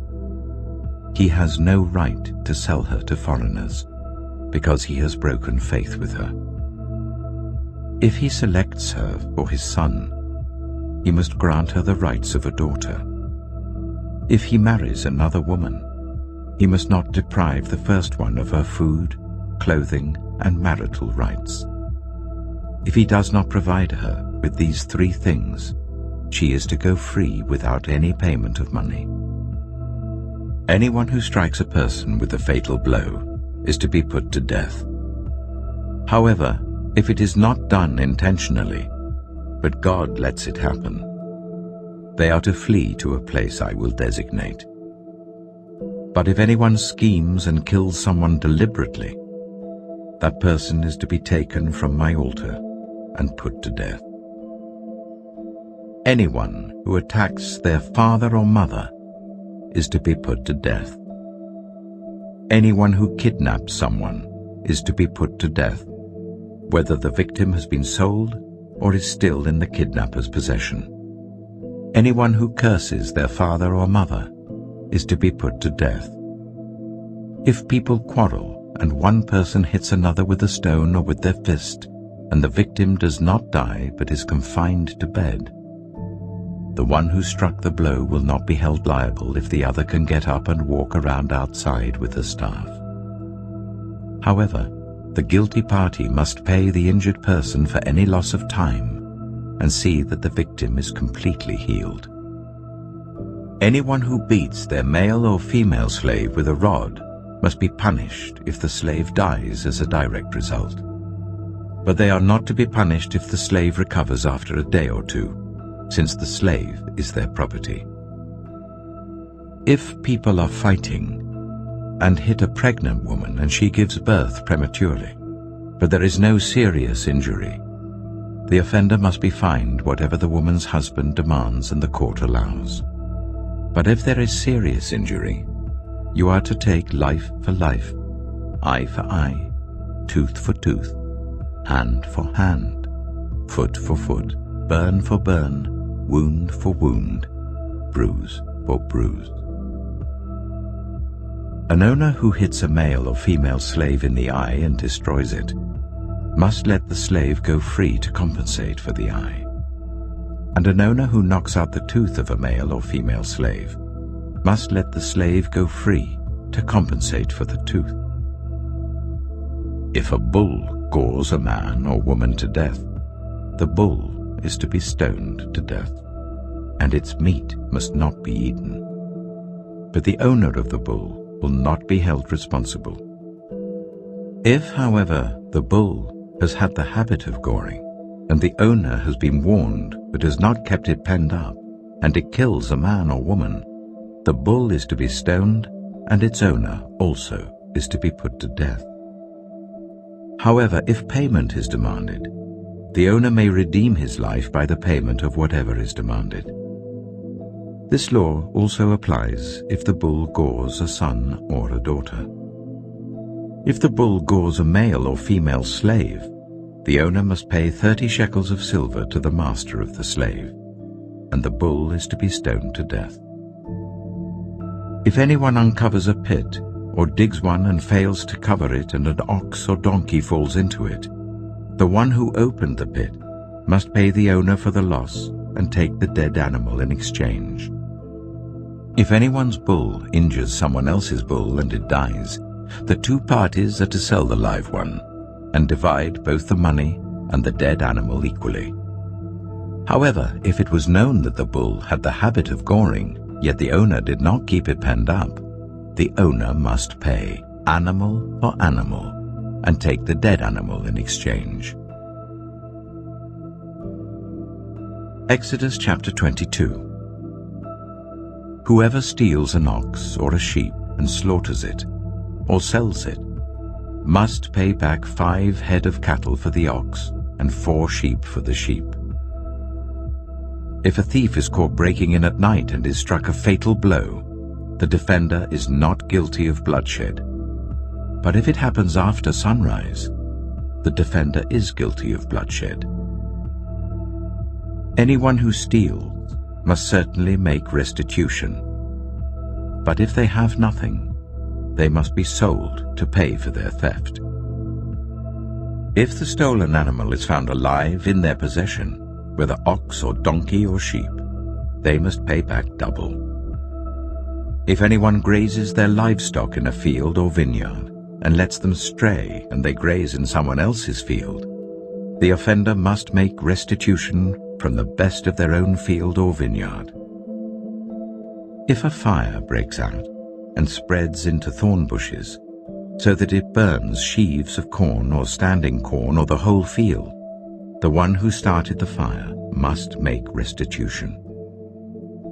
If anyone gives a neighbor silver or goods for safekeeping and they are stolen from the neighbor's house, the thief if caught, must pay back double. But if the thief is not found, the owner of the house must appear before the judges, and they must determine whether the owner of the house has laid hands on the other person's property. In all cases of illegal possession of an ox, a donkey, a sheep, a garment, or any other lost property about which somebody says, "This is mine," both parties are to bring their cases before the judges. The one whom the judges declare guilty must pay back double to the other. If anyone gives a donkey, an ox, a sheep, or any other animal to their neighbor for safekeeping and it dies, or is injured or is taken away while no one is looking, the issue between them will be settled by the taking of an oath before the Lord that the neighbor did not lay hands on the other person's property. The owner is to accept this, and no restitution is required. But if the animal was stolen from the neighbor, restitution must be made to the owner. If it was torn to pieces by a wild animal, the neighbor shall bring in the remains as evidence and shall not be required to pay for the torn animal. If anyone borrows an animal from their neighbor, and it is injured or dies while the owner is not present, they must make restitution. But if the owner is with the animal, the borrower will not have to pay. If the animal was hired, the money paid for the hire covers the loss. If a man seduces a virgin who is not pledged to be married and sleeps with her, he must pay the bride price, and she shall be his wife. If her father absolutely refuses to give her to him, he must still pay the bride price for virgins. Do not allow a sorceress to live. Anyone who has sexual relations with an animal is to be put to death. Whoever sacrifices to any god other than the Lord must be destroyed. Do not ill-treat or oppress a foreigner, for you were foreigners in Egypt. Do not take advantage of the widow or the fatherless. If you do, and they cry out to me, I will certainly hear their cry. My anger will be aroused, and I will kill you with the sword. Your wives will become widows, and your children fatherless. If you lend money to one of my people among you who is needy, do not treat it like a business deal. Charge no interest. If you take your neighbor's cloak as a pledge, return it by sunset, because that cloak is the only covering your neighbor has. What else can they sleep in? When they cry out to me, I will hear, for I am compassionate. Do not blaspheme God or curse the ruler of your people. Do not hold back offerings from your granaries or your vats. You must give me the firstborn of your sons. Do the same with your cattle and your sheep. Let them stay with their mothers for 7 days, but give them to me on the 8th day. You are to be my holy people. So do not eat the meat of an animal torn by wild beasts. Throw it to the dogs. Exodus chapter 23. Do not spread false reports. Do not help a guilty person by being a malicious witness. Do not follow the crowd in doing wrong. When you give testimony in a lawsuit, do not pervert justice by siding with the crowd, and do not show favoritism to a poor person in a lawsuit. If you come across your enemy's ox or donkey wandering off, be sure to return it. If you see the donkey of someone who hates you fallen down under its load, do not leave it there. Be sure you help them with it. Do not deny justice to your poor people in their lawsuits.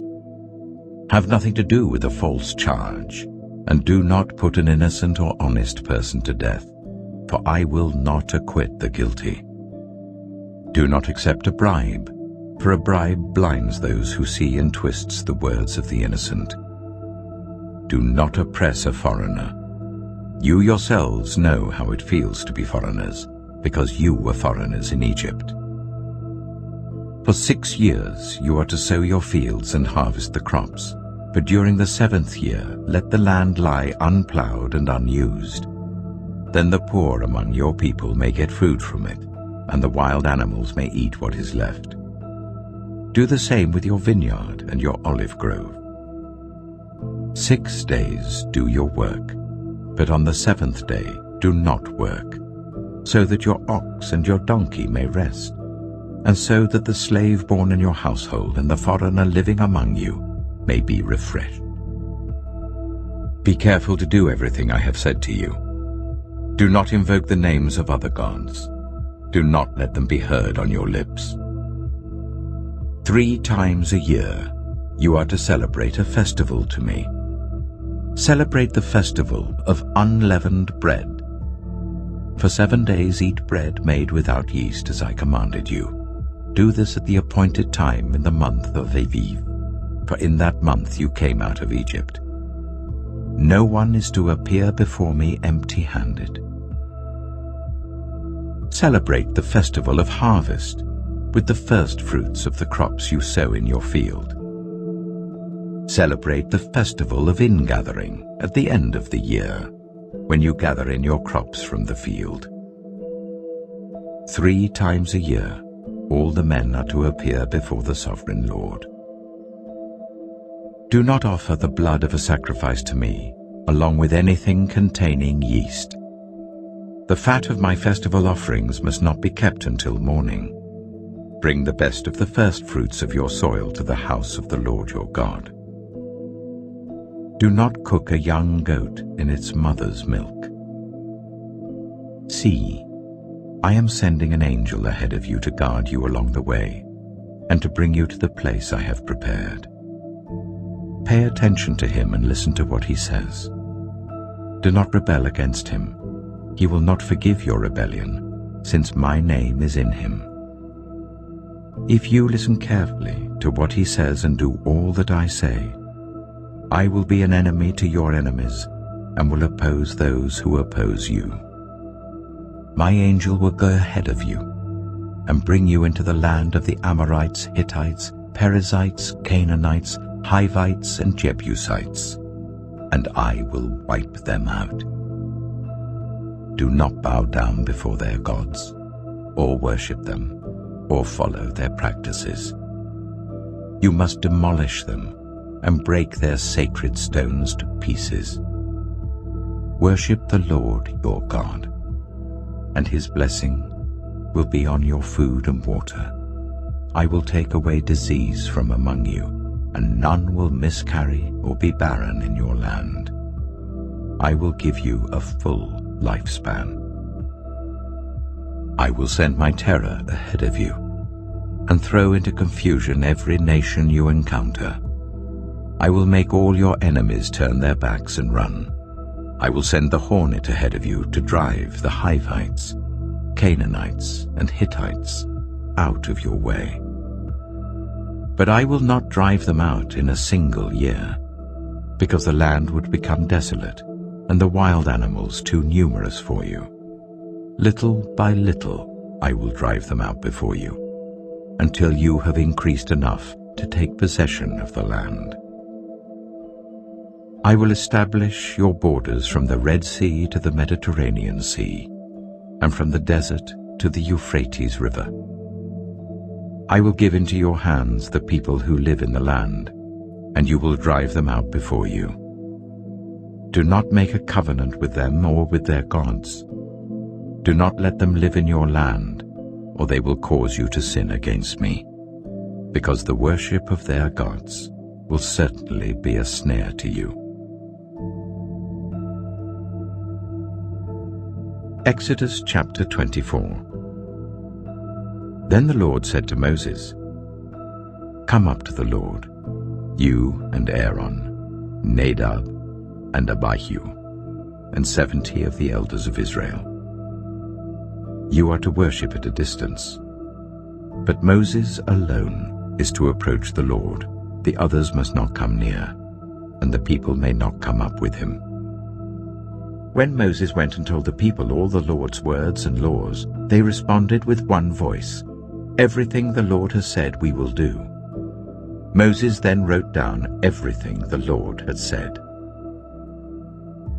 He got up early the next morning and built an altar at the foot of the mountain and set up 12 stone pillars representing the 12 tribes of Israel. Then he sent young Israelite men, and they offered burnt offerings and sacrificed young bulls as fellowship offerings to the Lord. Moses took half of the blood and put it in bowls, and the other half he splashed against the altar. Then he took the book of the covenant and read it to the people. They responded, "We will do everything the Lord has said. We will obey." Moses then took the blood, sprinkled it on the people, and said, "This is the blood of the covenant that the Lord has made with you in accordance with all these words." Moses and Aaron, Nadab and Abihu, and the 70 elders of Israel went up and saw the God of Israel. Under his feet was something like a pavement made of lapis lazuli, as bright blue as the sky. But God did not raise his hand against these leaders of the Israelites. They saw God, and they ate and drank. The Lord said to Moses, "Come up to me on the mountain and stay here, and I will give you the tablets of stone with the law and commandments I have written for their instruction." Then Moses set out with Joshua his assistant, and Moses went up on the mountain of God. He said to the elders, "Wait here for us until we come back to you. Aaron and Hur are with you, and anyone involved in a dispute can go to them." When Moses went up on the mountain, the cloud covered it, and the glory of the Lord settled on Mount Sinai. For 6 days the cloud covered the mountain, and on the 7th day the Lord called to Moses from within the cloud. To the Israelites, the glory of the Lord looked like a consuming fire on top of the mountain. Then Moses entered the cloud as he went on up the mountain, and he stayed on the mountain 40 days and 40 nights. Exodus chapter 25. The Lord said to Moses, "Tell the Israelites to bring me an offering. You are to receive the offering for me from everyone whose heart prompts them to give. These are the offerings you are to receive from them: gold, silver and bronze, blue, purple and scarlet yarn, and fine linen, goat hair, ram skins dyed red, and another type of durable leather, acacia wood, olive oil for the light, spices for the anointing oil and for the fragrant incense, and onyx stones and other gems to be mounted on the ephod and breastpiece. Then let them make a sanctuary for me, and I will dwell among them. Make this tabernacle and all its furnishings exactly like the pattern I will show you. Let them make an ark of acacia wood, 2.5 cubits long, 1.5 cubits wide, and 1.5 cubits high. Overlay it with pure gold both inside and out, and make a gold molding around it. Cast 4 gold rings for it, and fasten them to its 4 feet, with 2 rings on one side and 2 rings on the other. Then make poles of acacia wood and overlay them with gold.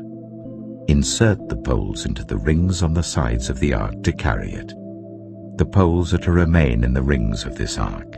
They are not to be removed. Then put in the ark the tablets of the covenant law which I will give you.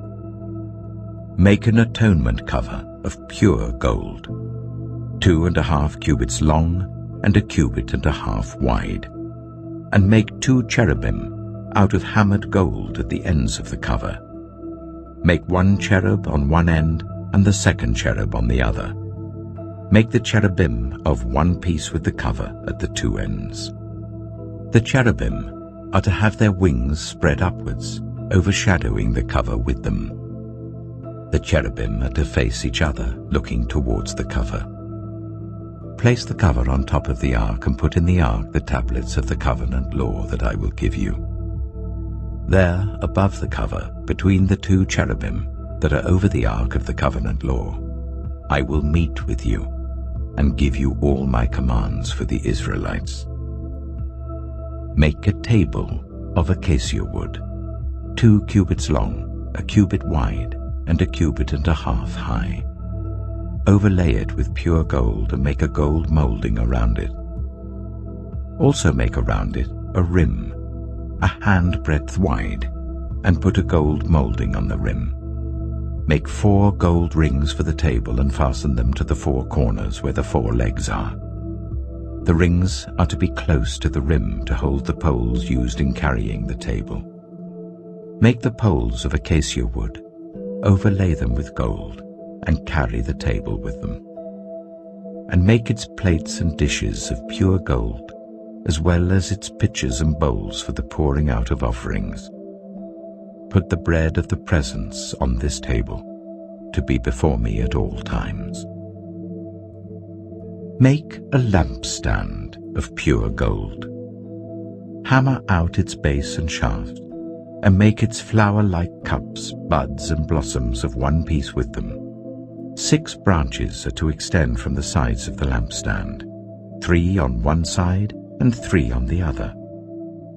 3 cups, shaped like almond flowers with buds and blossoms, are to be on one branch, 3 on the next branch, and the same for all 6 branches extending from the lampstand. And on the lampstand there are to be 4 cups shaped like almond flowers with buds and blossoms. 1 bud shall be under the first pair of branches extending from the lampstand, a 2nd bud under the 2nd pair, and a 3rd bud under the 3rd pair. 6 branches in all. The buds and branches shall all be of one piece with the lampstand hammered out of pure gold. Then make it 7 lamps and set them up on it so that they light the space in front of it. Its wick trimmers and trays are to be of pure gold. A talent of pure gold is to be used for the lampstand and all these accessories. See that you make them according to the pattern shown you on the mountain. Exodus chapter 26. Make the tabernacle with 10 curtains of finely twisted linen and blue, purple, and scarlet yarn, with cherubim woven into them by a skilled worker. All the curtains are to be the same size, 28 cubits long and 4 cubits wide. Join 5 of the curtains together and do the same with the other 5. Make loops of blue material along the edge of the end curtain in one set and do the same with the end curtain in the other set. Make 50 loops on one curtain and 50 loops on the end curtain of the other set, with the loops opposite each other. Then make 50 gold clasps and use them to fasten the curtains together so that the tabernacle is a unit. Make curtains of goat hair for the tent over the tabernacle, 11 altogether. All 11 curtains are to be the same size, 30 cubits long and 4 cubits wide. Join 5 of the curtains together into one set and the other 6 into another set. Fold the 6th curtain double at the front of the tent. Make 50 loops along the edge of the end curtain in one set, and also along the edge of the end curtain in the other set. Then make 50 bronze clasps and put them in the loops to fasten the tent together as a unit. As for the additional length of the tent curtains, the half curtain that is left over is to hang down at the rear of the tabernacle. The tent curtains will be a cubit longer on both sides. What is left will hang over the sides of the tabernacle so as to cover it. Make for the tent a covering of ram skins dyed red, and over that a covering of other durable leather. Make upright frames of acacia wood for the tabernacle.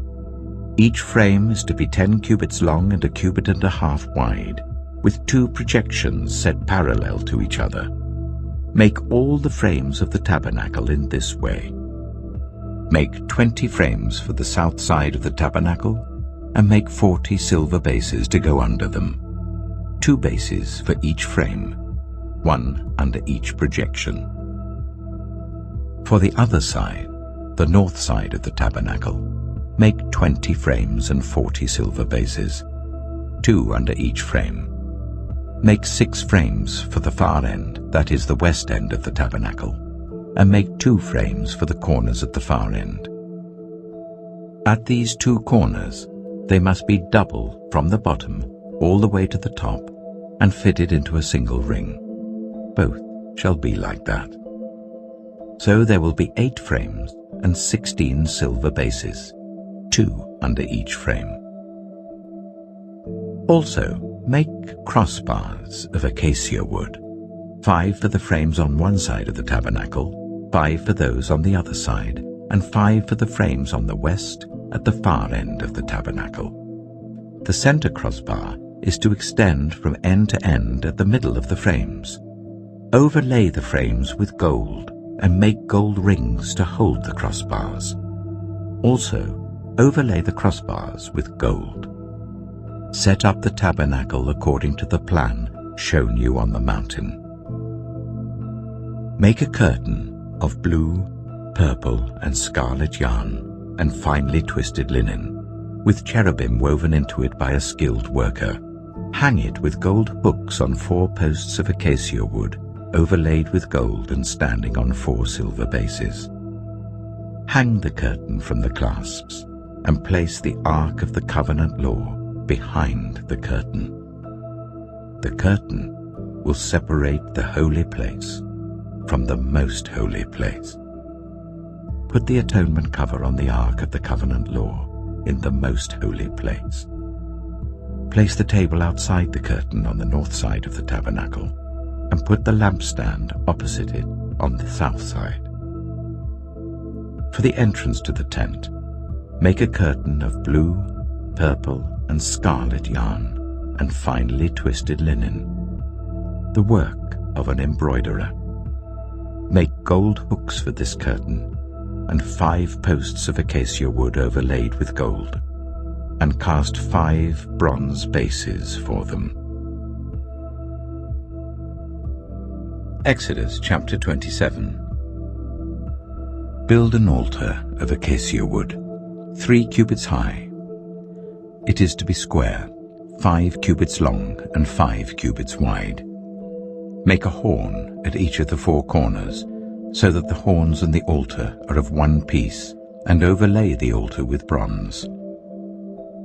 Make all its utensils of bronze, its pots to remove the ashes, and its shovels, sprinkling bowls, meat forks, and fire pans. Make a grating for it, a bronze network, and make a bronze ring at each of the 4 corners of the network. Put it under the ledge of the altar, so that it is halfway up the altar. Make poles of acacia wood for the altar and overlay them with bronze. The poles are to be inserted into the rings, so they will be on 2 sides of the altar when it is carried. Make the altar hollow out of boards. It is to be made just as you were shown on the mountain. Make a courtyard for the tabernacle. The south side shall be 100 cubits long, and is to have curtains of finely twisted linen, with 20 posts and 20 bronze bases, with silver hooks and bands on the posts. The north side shall also be 100 cubits long, and is to have curtains with 20 posts and 20 bronze bases, and with silver hooks and bands on the posts. The west end of the courtyard shall be 50 cubits wide and have curtains with 10 posts and 10 bases. On the east end, towards the sunrise, the courtyard shall also be 50 cubits wide. Curtains 15 cubits long are to be on one side of the entrance with 3 posts and 3 bases, and curtains 15 cubits long are to be on the other side with 3 posts and 3 bases. For the entrance to the courtyard, provide a curtain 20 cubits long of blue, purple, and scarlet yarn and finely twisted linen, the work of an embroiderer, with 4 posts and 4 bases. All the posts around the courtyard are to have silver bands and hooks and bronze bases. The courtyard shall be 100 cubits long and 50 cubits wide, with curtains of finely twisted linen 5 cubits high and with bronze bases. All the other articles used in the service of the tabernacle, whatever their function, including all the tent pegs for it and those for the courtyard, are to be of bronze. Command the Israelites to bring you clear oil of pressed olives for the light, so that the lamps may be kept burning. In the tent of meeting outside the curtain that shields the ark of the covenant law, Aaron and his sons are to keep the lamps burning before the Lord from evening till morning. This is to be a lasting ordinance among the Israelites for the generations to come. Exodus chapter 28. Let Aaron your brother be brought to you from among the Israelites, with his sons Nadab and Abihu, Eleazar and Ithamar, so that they may serve me as priests. Make sacred garments for your brother Aaron to give him dignity and honor. Tell all the skilled workers to whom I have given wisdom in such matters that they are to make garments for Aaron, for his consecration, so that he may serve me as priest. These are the garments they are to make: a breastpiece, an ephod, a robe, a woven tunic, a turban, and a sash. They are to make these sacred garments for your brother Aaron and his sons, so that they may serve me as priests. Make them use gold, and blue, purple, and scarlet yarn, and fine linen. Make the ephod of gold, and of blue, purple, and scarlet yarn, and of finely twisted linen, the work of skilled hands. It is to have 2 shoulder pieces attached to 2 of its corners, so that it can be fastened. Its skillfully woven waistband is to be like it, of 1 piece with the ephod, and made with gold, and with blue, purple, and scarlet yarn, and with finely twisted linen. Take 2 onyx stones, and engrave on them the names of the sons of Israel, in the order of their birth, 6 names on 1 stone, and the remaining 6 on the other. Engrave the names of the sons of Israel on the 2 stones, the way a gem cutter engraves a seal. Then mount the stones in gold filigree settings, and fasten them on the shoulder pieces of the ephod as memorial stones for the sons of Israel.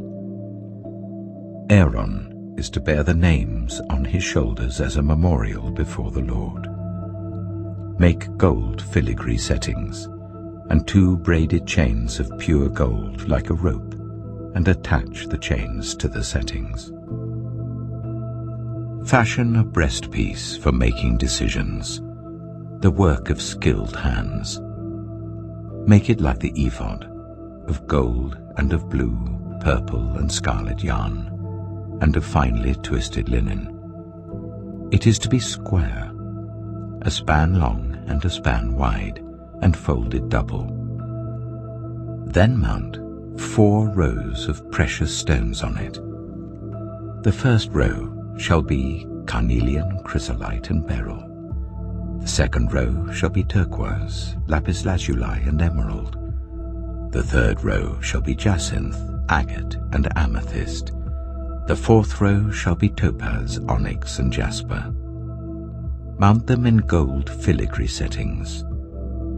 There are to be 12 stones, 1 for each of the names of the sons of Israel, each engraved like a seal with the name of one of the 12 tribes. For the breastpiece, make braided chains of pure gold like a rope. Make 2 gold rings for it and fasten them to 2 corners of the breastpiece. Fasten the 2 gold chains to the rings at the corners of the breastpiece, and the other ends of the chains to the 2 settings, attaching them to the shoulder pieces of the ephod at the front. Make 2 gold rings, and attach them to the other 2 corners of the breastpiece on the inside edge next to the ephod. Make 2 more gold rings, and attach them to the bottom of the shoulder pieces on the front of the ephod, close to the seam just above the waistband of the ephod. The rings of the breastpiece are to be tied to the rings of the ephod with blue cord, connecting it to the waistband, so that the breastpiece will not swing out from the ephod. Whenever Aaron enters the holy place, He will bear the names of the sons of Israel over his heart on the breastpiece of decision, as a continuing memorial before the Lord. Also put the Urim and the Thummim in the breastpiece, so they may be over Aaron's heart whenever he enters the presence of the Lord. Thus Aaron will always bear the means of making decisions for the Israelites over his heart before the Lord. Make the robe of the ephod entirely out of blue cloth, with an opening for the head in its center. There shall be a woven edge like a collar around this opening, so that it will not tear. Make pomegranates of blue, purple, and scarlet yarn around the hem of the robe, with gold bells between them. The gold bells and the pomegranates are to alternate round the hem of the robe. Aaron must wear it when he ministers. The sound of the bells will be heard when he enters the holy place before the Lord and when he comes out, so that he will not die. Make a plate of pure gold, and engrave on it as on a seal, holy to the Lord. Fasten a blue cord to it, to attach it to the turban. It is to be on the front of the turban. It will be on Aaron's forehead, and he will bear the guilt involved in the sacred gifts the Israelites consecrate, whatever their gifts may be. It will be on Aaron's forehead continually, so that they will be acceptable to the Lord. Weave the tunic of fine linen, and make the turban of fine linen. The sash is to be the work of an embroiderer. Make tunics, sashes, and caps for Aaron's sons, to give them dignity and honor. After you put these clothes on your brother Aaron and his sons, anoint and ordain them. Consecrate them, so they may serve me as priests. Make linen undergarments as a covering for the body, reaching from the waist to the thigh. Aaron and his sons must wear them whenever they enter the tent of meeting or approach the altar to minister in the holy place, so that they will not incur guilt and die. This is to be a lasting ordinance for Aaron and his descendants. Exodus chapter 29. This is what you are to do to consecrate them, so that they may serve me as priests. Take a young bull and 2 rams without defect, and from the finest wheat flour make round loaves without yeast, thick loaves without yeast, and with olive oil mixed in, and thin loaves without yeast, and brushed with olive oil. Put them in a basket, and present them in it, along with the bull and the 2 rams.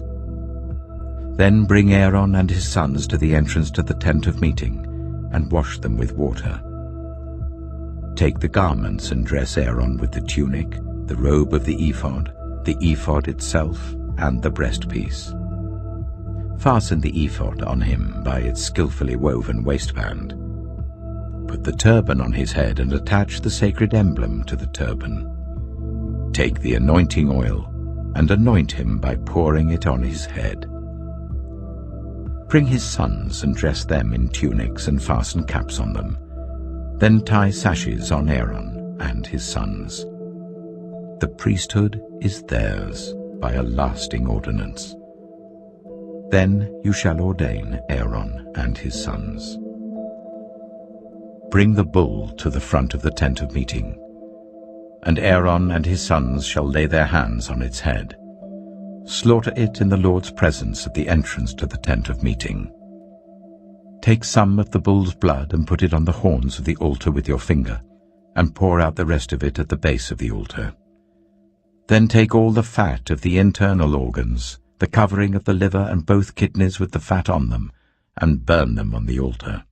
But burn the bull's flesh and its hide and its intestines outside the camp. It is a sin offering. Take one of the rams, and Aaron and his sons shall lay their hands on its head. Slaughter it, and take the blood and splash it against the sides of the altar. Cut the ram into pieces, and wash the internal organs and the legs, putting them with the head and the other pieces. Then burn the entire ram on the altar. It is a burnt offering to the Lord, a pleasing aroma, a food offering presented to the Lord. Take the other ram, and Aaron and his sons shall lay their hands on its head. Slaughter it, take some of its blood, and put it on the lobes of the right ears of Aaron and his sons, on the thumbs of their right hands, and on the big toes of their right feet. Then splash blood against the sides of the altar. And take some of the blood on the altar and some of the anointing oil, and sprinkle it on Aaron and his garments, and on his sons and their garments. Then he and his sons and their garments will be consecrated. Take from this ram the fat tail, the fat on the internal organs, the covering of the liver, both kidneys with the fat on them, and the right thigh. This is the ram for the ordination. From the basket of bread made without yeast, which is before the Lord, take 1 round loaf, 1 thick loaf with olive oil mixed in, and 1 thin loaf. Put all these in the hands of Aaron and his sons, and wave them before the Lord, as a wave offering. Then take them from their hands, and burn them on the altar along with the burnt offering, for a pleasing aroma to the Lord, a food offering presented to the Lord. After you take the breast of the ram for Aaron's ordination, wave it before the Lord as a wave offering, and it will be your share. Consecrate those parts of the ordination ram that belong to Aaron and his sons, the breast that was waved and the thigh that was presented. This is always to be the regular share from the Israelites for Aaron and his sons. It is the contribution the Israelites are to make to the Lord from their fellowship offerings.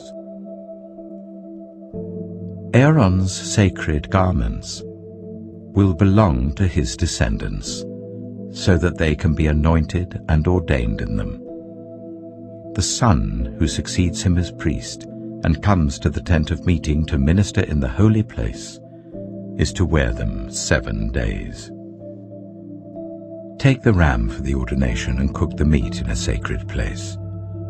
At the entrance to the tent of meeting, Aaron and his sons are to eat the meat of the ram and the bread that is in the basket. They are to eat these offerings by which atonement was made for their ordination and consecration. But no one else may eat them, because they are sacred. And if any of the meat of the ordination ram or any bread is left over till morning, burn it up. It must not be eaten, because it is sacred. Do for Aaron and his sons everything I have commanded you, taking 7 days to ordain them. Sacrifice a bull each day as a sin offering to make atonement. Purify the altar by making atonement for it and anoint it to consecrate it. For 7 days make atonement for the altar and consecrate it. Then the altar will be most holy, and whatever touches it will be holy. This is what you are to offer on the altar regularly each day. 2 lambs, a year old. Offer one in the morning and the other at twilight. With the first lamb, offer 1/10 of an ephah of the finest flour, mixed with 1/4 of a hin of oil from pressed olives, and 1/4 of a hin of wine as a drink offering. Sacrifice the other lamb at twilight with the same grain offering and its drink offering as in the morning, a pleasing aroma, a food offering presented to the Lord.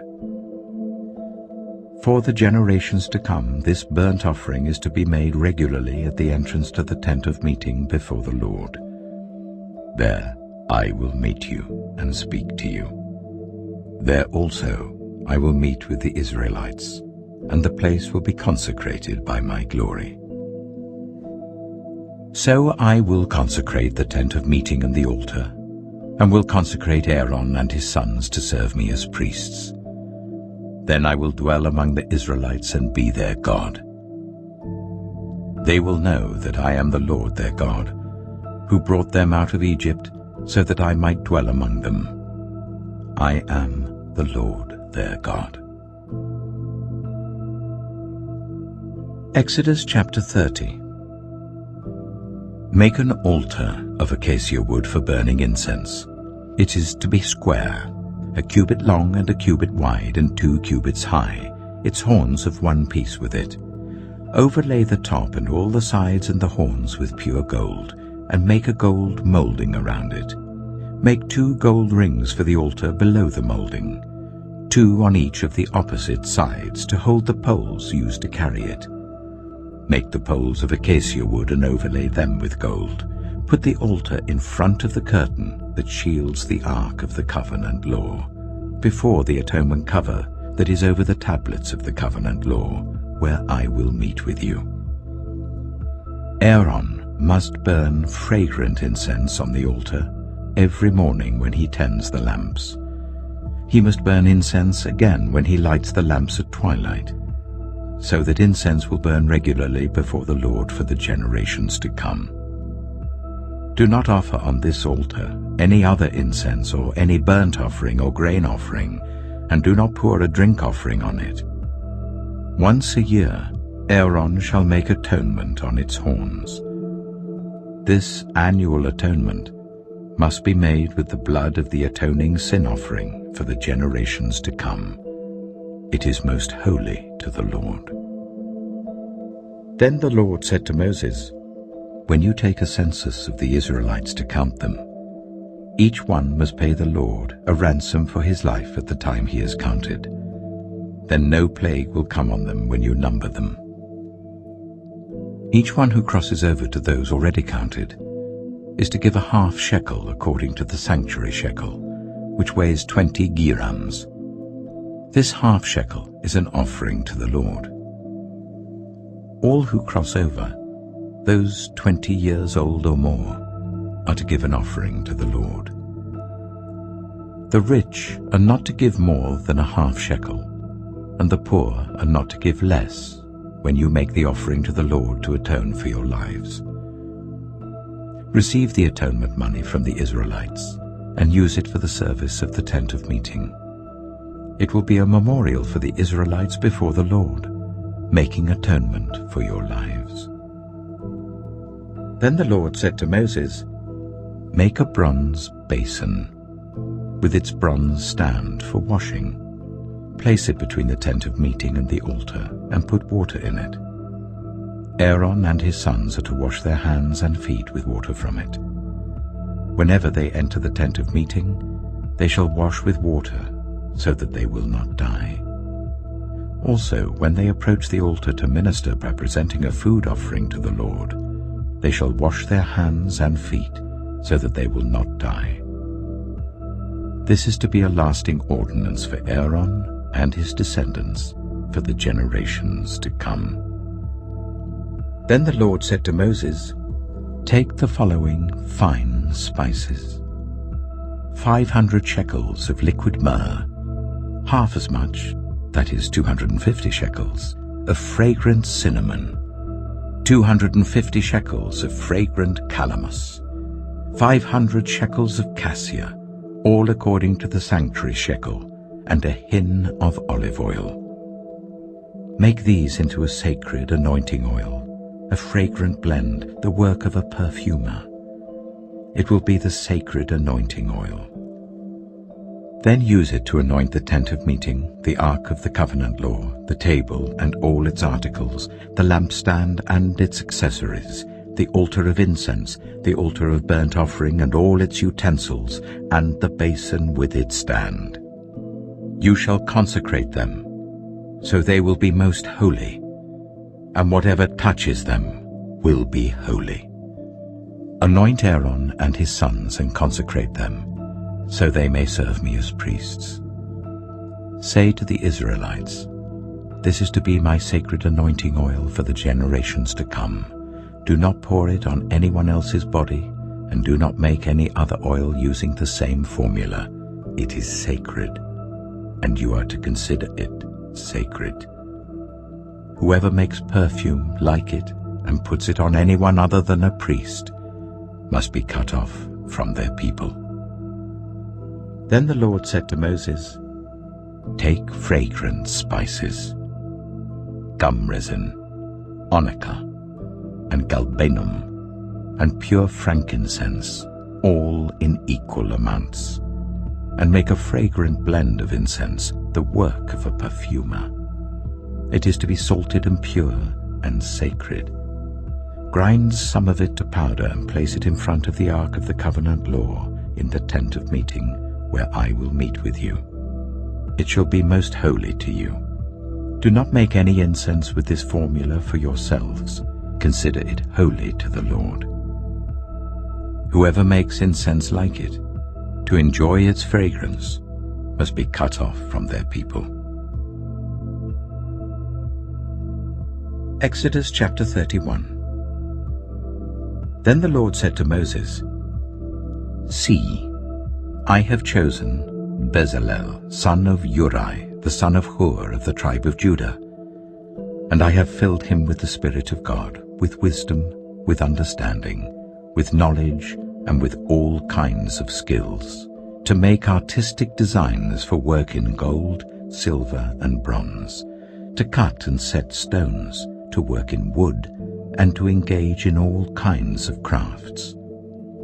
Moreover, I have appointed Aholiab, son of Ahisamach, of the tribe of Dan, to help him.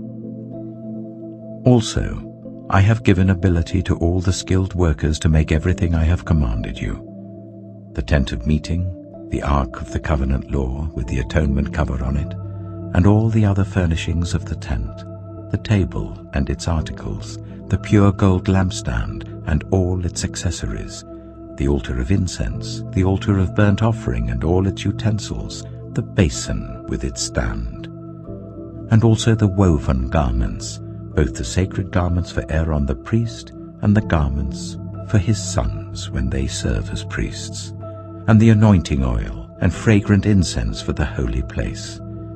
They are to make them just as I commanded you." Then the Lord said to Moses, "Say to the Israelites, you must observe my Sabbaths. This will be a sign between me and you for the generations to come, so that you may know that I am the Lord, who makes you holy. Observe the Sabbath because it is holy to you. Anyone who desecrates it is to be put to death. Those who do any work on that day must be cut off from their people. For 6 days work is to be done, but the 7th day is a day of Sabbath rest, holy to the Lord. Whoever does any work on the Sabbath day is to be put to death. The Israelites are to observe the Sabbath, celebrating it for the generations to come as a lasting covenant. It will be a sign between me and the Israelites forever. For in 6 days the Lord made the heavens and the earth, and on the 7th day he rested and was refreshed." When the Lord finished speaking to Moses on Mount Sinai, he gave him the 2 tablets of the covenant law, the tablets of stone inscribed by the finger of God. Exodus chapter 32. When the people saw that Moses was so long in coming down from the mountain, they gathered round Aaron and said, "Come, make us gods who will go before us. As for this fellow Moses who brought us up out of Egypt, we don't know what has happened to him." Aaron answered them, "Take off the gold earrings that your wives, your sons, and your daughters are wearing, and bring them to me." So all the people took off their earrings and brought them to Aaron. He took what they handed him and made it into an idol cast in the shape of a calf, fashioning it with a tool. Then they said, "These are your gods, Israel, who brought you up out of Egypt." When Aaron saw this, he built an altar in front of the calf and announced, "Tomorrow there will be a festival to the Lord." So the next day the people rose early and sacrificed burnt offerings and presented fellowship offerings. Afterwards they sat down to eat and drink and got up to indulge in revelry. Then the Lord said to Moses, Go down, because your people, whom you brought up out of Egypt, have become corrupt. They have been quick to turn away from what I commanded them, and have made themselves an idol cast in the shape of a calf. They have bowed down to it and sacrificed to it, and have said, 'These are your gods, Israel, who brought you up out of Egypt.' I have seen these people," the Lord said to Moses, "and they are a stiff-necked people. Now leave me alone, so that my anger may burn against them, and that I may destroy them. Then I will make you into a great nation." But Moses sought the favor of the Lord his God. "Lord," he said, "why should your anger burn against your people, whom you brought out of Egypt with great power and a mighty hand? Why should the Egyptians say, 'It was with evil intent that he brought them out, to kill them in the mountains and to wipe them off the face of the earth'? Turn from your fierce anger. Relent and do not bring disaster on your people. Remember your servants, Abraham, Isaac, and Israel, to whom you swore by your own self. I will make your descendants as numerous as the stars in the sky, and I will give your descendants all this land I promised them, and it will be their inheritance forever." Then the Lord relented, and did not bring on his people the disaster he had threatened. Moses turned and went down the mountain with the 2 tablets of the covenant law in his hands. They were inscribed on both sides, front and back. The tablets were the work of God. The writing was the writing of God, engraved on the tablets. When Joshua heard the noise of the people shouting, he said to Moses, "There is the sound of war in the camp." Moses replied, "It is not the sound of victory. It is not the sound of defeat. It is the sound of singing that I hear." When Moses approached the camp and saw the calf and the dancing, his anger burned, and he threw the tablets out of his hands, breaking them to pieces at the foot of the mountain. And he took the calf the people had made and burned it in the fire.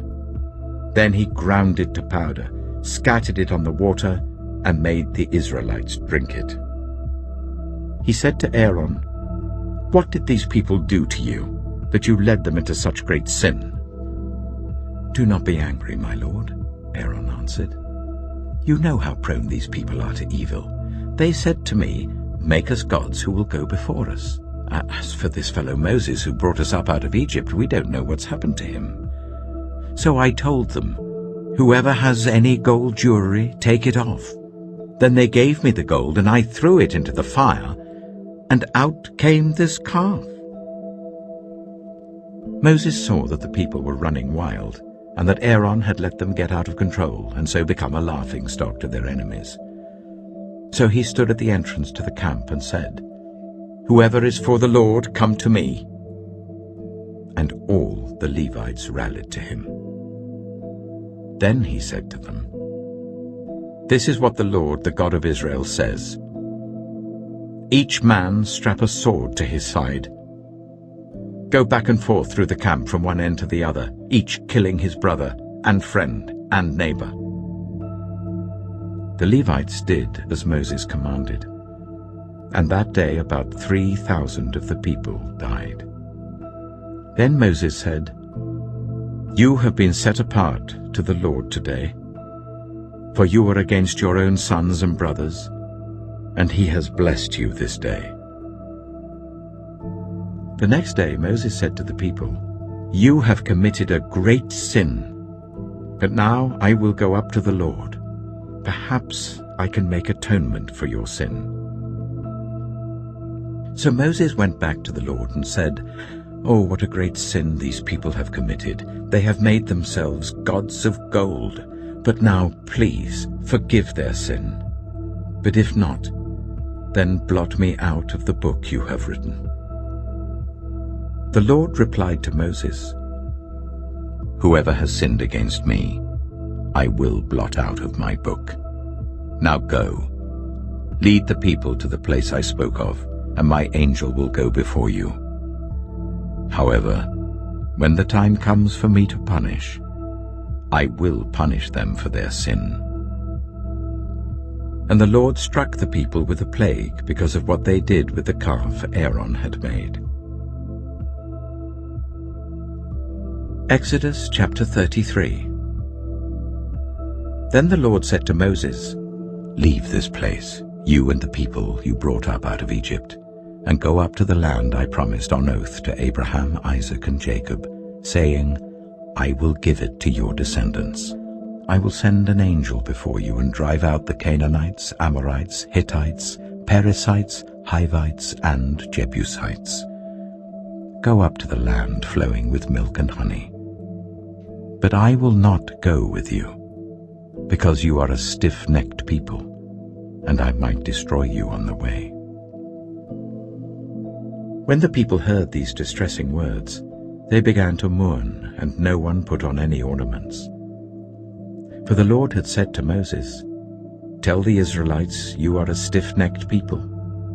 If I were to go with you even for a moment, I might destroy you. Now take off your ornaments, and I will decide what to do with you." So the Israelites stripped off their ornaments at Mount Horeb. Now Moses used to take a tent and pitch it outside the camp some distance away, calling it the tent of meeting. Anyone inquiring of the Lord would go to the tent of meeting outside the camp. And whenever Moses went out to the tent, all the people rose and stood at the entrances to their tents, watching Moses until he entered the tent. As Moses went into the tent, the pillar of cloud would come down and stay at the entrance while the Lord spoke with Moses. Whenever the people saw the pillar of cloud standing at the entrance to the tent, they all stood and worshipped, each at the entrance to their tent. The Lord would speak to Moses face to face, as one speaks to a friend.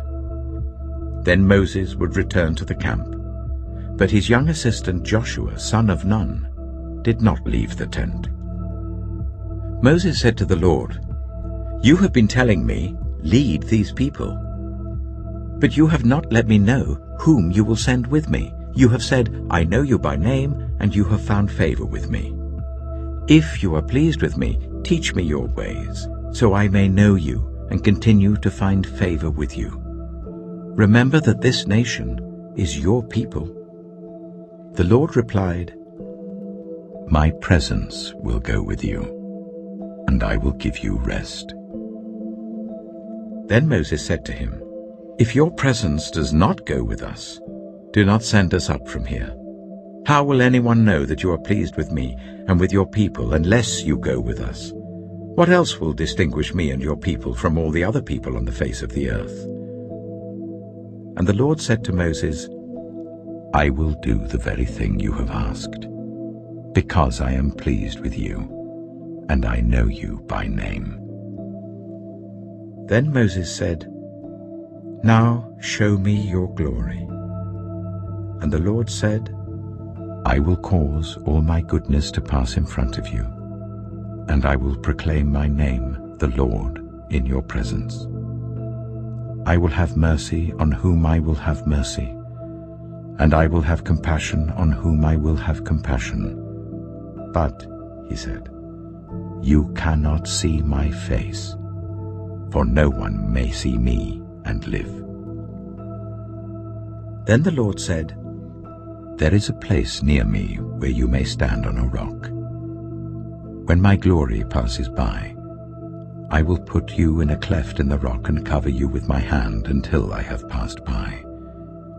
Then I will remove my hand, and you will see my back, but my face must not be seen." Exodus chapter 34. The Lord said to Moses, "Chisel out 2 stone tablets like the first ones, and I will write on them the words that were on the first tablets which you broke. Be ready in the morning, and then come up on Mount Sinai. Present yourself to me there on the top of the mountain. No one is to come with you or be seen anywhere on the mountain. Not even the flocks and herds may graze in front of the mountain." So Moses chiseled out 2 stone tablets like the first ones, and went up Mount Sinai early in the morning as the Lord had commanded him, and he carried the 2 stone tablets in his hands. Then the Lord came down in the cloud and stood there with him, and proclaimed his name, the Lord. And he passed in front of Moses, proclaiming, the Lord, the compassionate and gracious God, slow to anger, abounding in love and faithfulness, maintaining love to thousands, and forgiving wickedness, rebellion, and sin. Yet he does not leave the guilty unpunished. He punishes the children and their children for the sin of the parents to the 3rd and 4th generation. Moses bowed to the ground at once and worshipped. Lord, he said, if I have found favor in your eyes, then let the Lord go with us. Although this is a stiff-necked people, forgive our wickedness and our sin, and take us as your inheritance. Then the Lord said, I am making a covenant with you. Before all your people, I will do wonders never before done in any nation in all the world. The people you live among will see how awesome is the work that I, the Lord, will do for you. Obey what I command you today. I will drive out before you the Amorites, Canaanites, Hittites, Perizzites, Hivites, and Jebusites. Be careful not to make a treaty with those who live in the land where you are going, or they will be a snare among you. Break down their altars, smash their sacred stones, and cut down their Asherah poles. Do not worship any other god, for the Lord, whose name is jealous, is a jealous God. Be careful not to make a treaty with those who live in the land, for when they prostitute themselves to their gods and sacrifice to them, they will invite you, and you will eat their sacrifices. And when you choose some of their daughters as wives for your sons, and those daughters prostitute themselves to their gods, they will lead your sons to do the same. Do not make any idols. Celebrate the festival of unleavened bread. For 7 days eat bread made without yeast as I commanded you. Do this at the appointed time in the month of Aviv, for in that month you came out of Egypt. The first offspring of every womb belongs to me, including all the firstborn males of your livestock, whether from herd or flock. Redeem the firstborn donkey with a lamb, but if you do not redeem it, break its neck. Redeem all your firstborn sons. No one is to appear before me empty-handed. 6 days you shall labor, but on the 7th day you shall rest. Even during the plowing season and harvest, you must rest. Celebrate the festival of weeks with the first fruits of the wheat harvest, and the festival of ingathering at the turn of the year. 3 times a year, all your men are to appear before the sovereign Lord, the God of Israel. I will drive out nations before you and enlarge your territory, and no one will covet your land when you go up 3 times each year to appear before the Lord your God. Do not offer the blood of a sacrifice to me along with anything containing yeast, and do not let any of the sacrifice from the Passover festival remain until morning. Bring the best of the first fruits of your soil to the house of the Lord your God. Do not cook a young goat in its mother's milk. Then the Lord said to Moses, Write down these words, for in accordance with these words I have made a covenant with you and with Israel. Moses was there with the Lord 40 days and 40 nights, without eating bread or drinking water. And he wrote on the tablets the words of the covenant, the 10 commandments. When Moses came down from Mount Sinai, with the 2 tablets of the covenant law in his hands, he was not aware that his face was radiant because he had spoken with the Lord. When Aaron and all the Israelites saw Moses, his face was radiant, and they were afraid to come near him. But Moses called to them. So Aaron and all the leaders of the community came back to him, and he spoke to them. Afterwards all the Israelites came near him, and he gave them all the commands the Lord had given him on Mount Sinai. When Moses finished speaking to them, he put a veil over his face. But whenever he entered the Lord's presence to speak with him, he removed the veil until he came out. And when he came out and told the Israelites what he had been commanded, they saw that his face was radiant. Then Moses would put the veil back over his face until he went in to speak with the Lord. Exodus chapter 35. Moses assembled the whole Israelite community and said to them, "These are the things the Lord has commanded you to do. For 6 days work is to be done, but the 7th day shall be your holy day, a day of Sabbath rest to the Lord. Whoever does any work on it is to be put to death. Do not light a fire in any of your dwellings on the Sabbath day."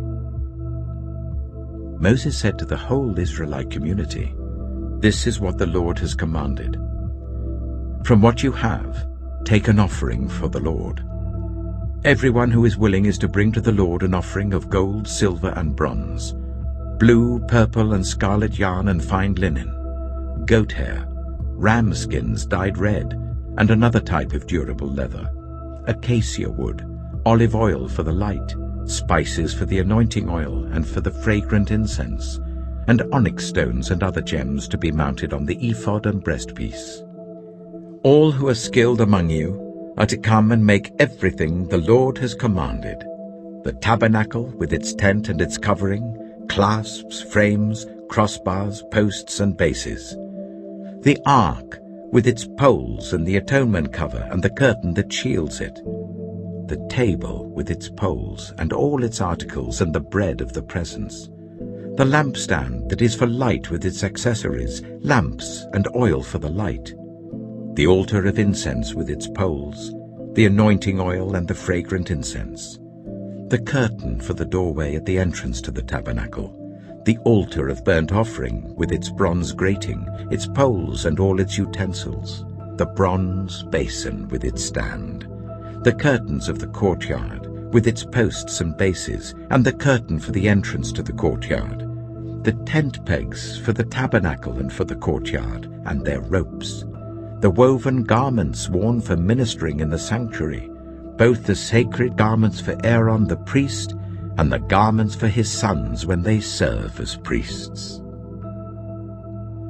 Then the whole Israelite community withdrew from Moses' presence, and everyone who was willing and whose heart moved them came and brought an offering to the Lord for the work on the tent of meeting, for all its service, and for the sacred garments. All who were willing, men and women alike, came and brought gold jewelry of all kinds, brooches, earrings, rings, and ornaments. They all presented their gold as a wave offering to the Lord. Everyone who had blue, purple, or scarlet yarn, or fine linen, or goat hair, ram skins dyed red, or other durable leather brought them. Those presenting an offering of silver or bronze brought it as an offering to the Lord, and everyone who had acacia wood for any part of the work brought it. Every skilled woman spun with her hands and brought what she had spun, blue, purple, or scarlet yarn, or fine linen. And all the women who were willing and had the skill spun the goat hair. The leaders brought onyx stones and other gems to be mounted on the ephod and breastpiece. They also brought spices and olive oil for the light, and for the anointing oil, and for the fragrant incense. All the Israelite men and women who were willing brought to the Lord free will offerings for all the work the Lord, through Moses, had commanded them to do. Then Moses said to the Israelites, "See, the Lord has chosen Bezalel, son of Uri, the son of Hur, of the tribe of Judah, and he has filled him with the Spirit of God, with wisdom, with understanding, with knowledge, and with all kinds of skills, to make artistic designs for work in gold, silver, and bronze, to cut and set stones, to work in wood, and to engage in all kinds of artistic crafts. And he has given both him and Aholiab, son of Ahisamach of the tribe of Dan, the ability to teach others. He has filled them with skill to do all kinds of work as engravers, designers, embroiderers in blue, purple, and scarlet yarn and fine linen, and weavers, all of them skilled workers and designers. Exodus chapter 36.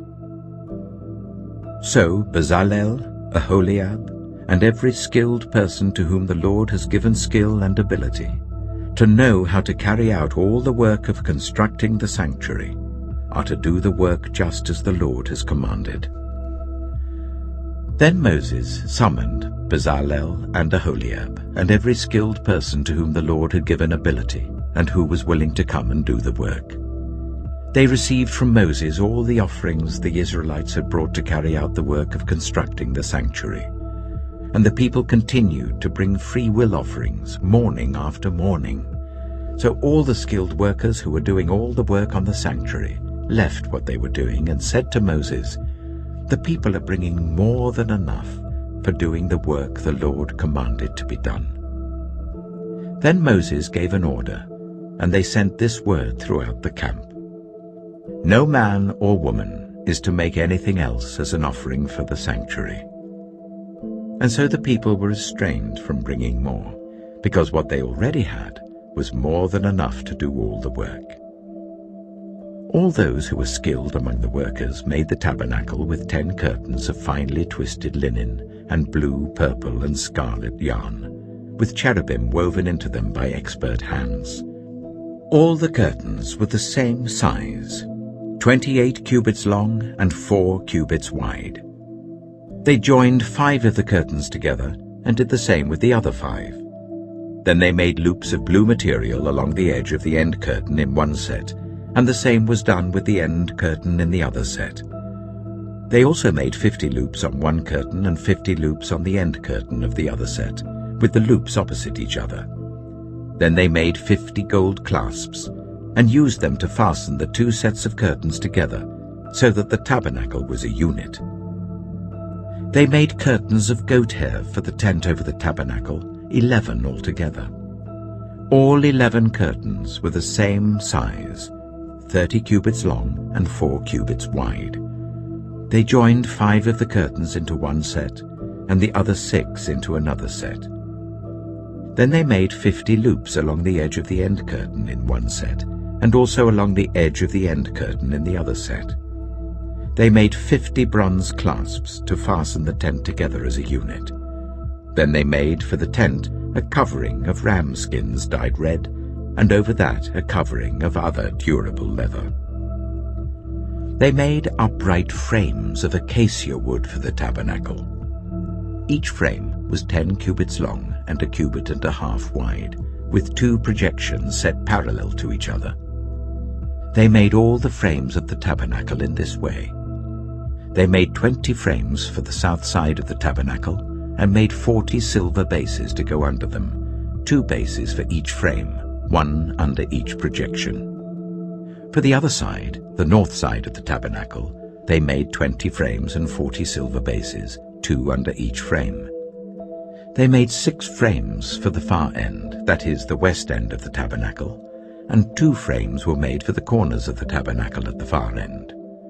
At these 2 corners, the frames were double from the bottom all the way to the top and fitted into a single ring. Both were made alike. So there were 8 frames and 16 silver bases, 2 under each frame. They also made crossbars of acacia wood, 5 for the frames on one side of the tabernacle, 5 for those on the other side, and 5 for the frames on the west, at the far end of the tabernacle. They made the center crossbar, so that it extended from end to end at the middle of the frames. They overlaid the frames with gold and made gold rings to hold the crossbars. They also overlaid the crossbars with gold.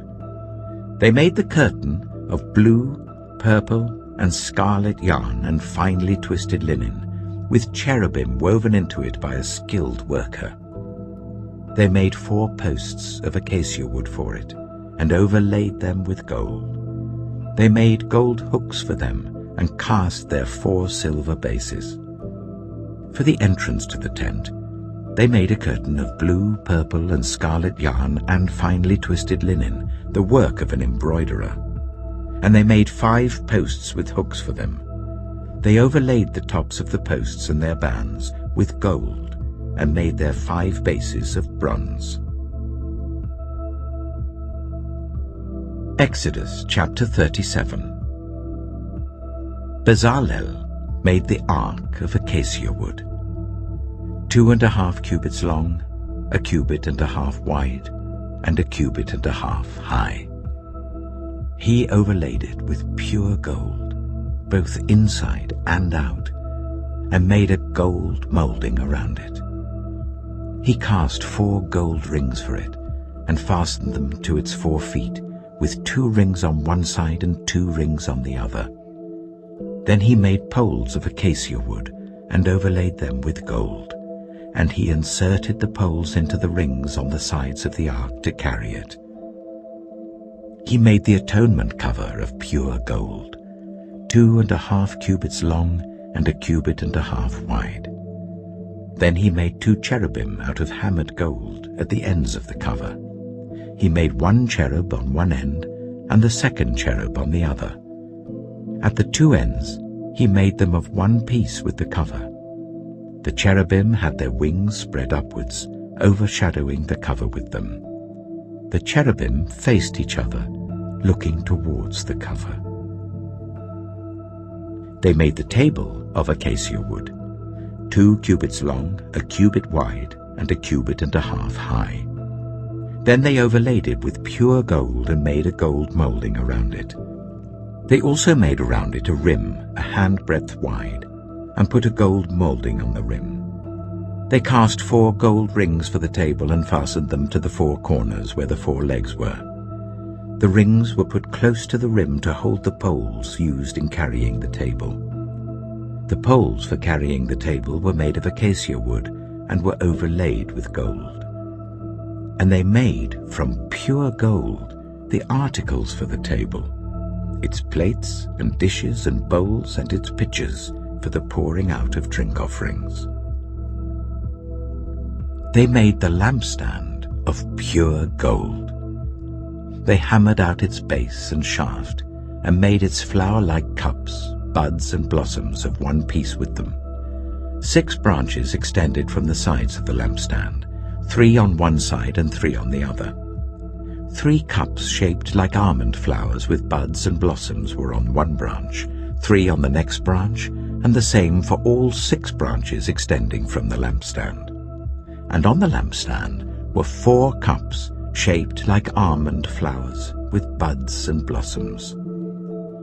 1 bud was under the first pair of branches extending from the lampstand, a 2nd bud under the 2nd pair, and a 3rd bud under the 3rd pair, 6 branches in all. The buds and the branches were all of one piece with the lampstand, hammered out of pure gold. They made its 7 lamps, as well as its wick trimmers and trays, of pure gold. They made the lampstand and all its accessories from 1 talent of pure gold. They made the altar of incense out of acacia wood. It was square, 1 cubit long and 1 cubit wide and 2 cubits high, its horns of one piece with it.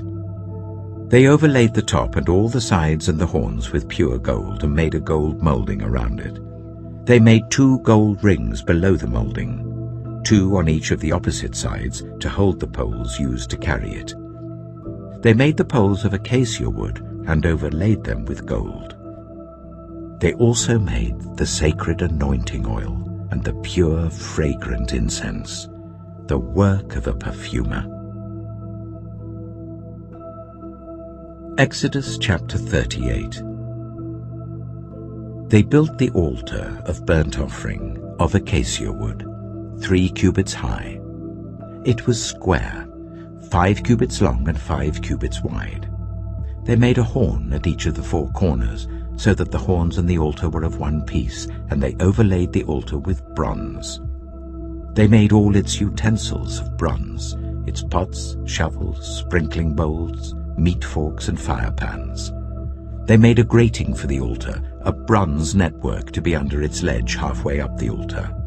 They cast bronze rings to hold the poles for the 4 corners of the bronze grating. They made the poles of acacia wood and overlaid them with bronze. They inserted the poles into the rings so they would be on the sides of the altar for carrying it. They made it hollow out of boards. They made the bronze basin and its bronze stand from the mirrors of the women who served at the entrance to the tent of meeting. Next, they made the courtyard. The south side was 100 cubits long and had curtains of finely twisted linen with 20 posts and 20 bronze bases, and with silver hooks and bands on the posts.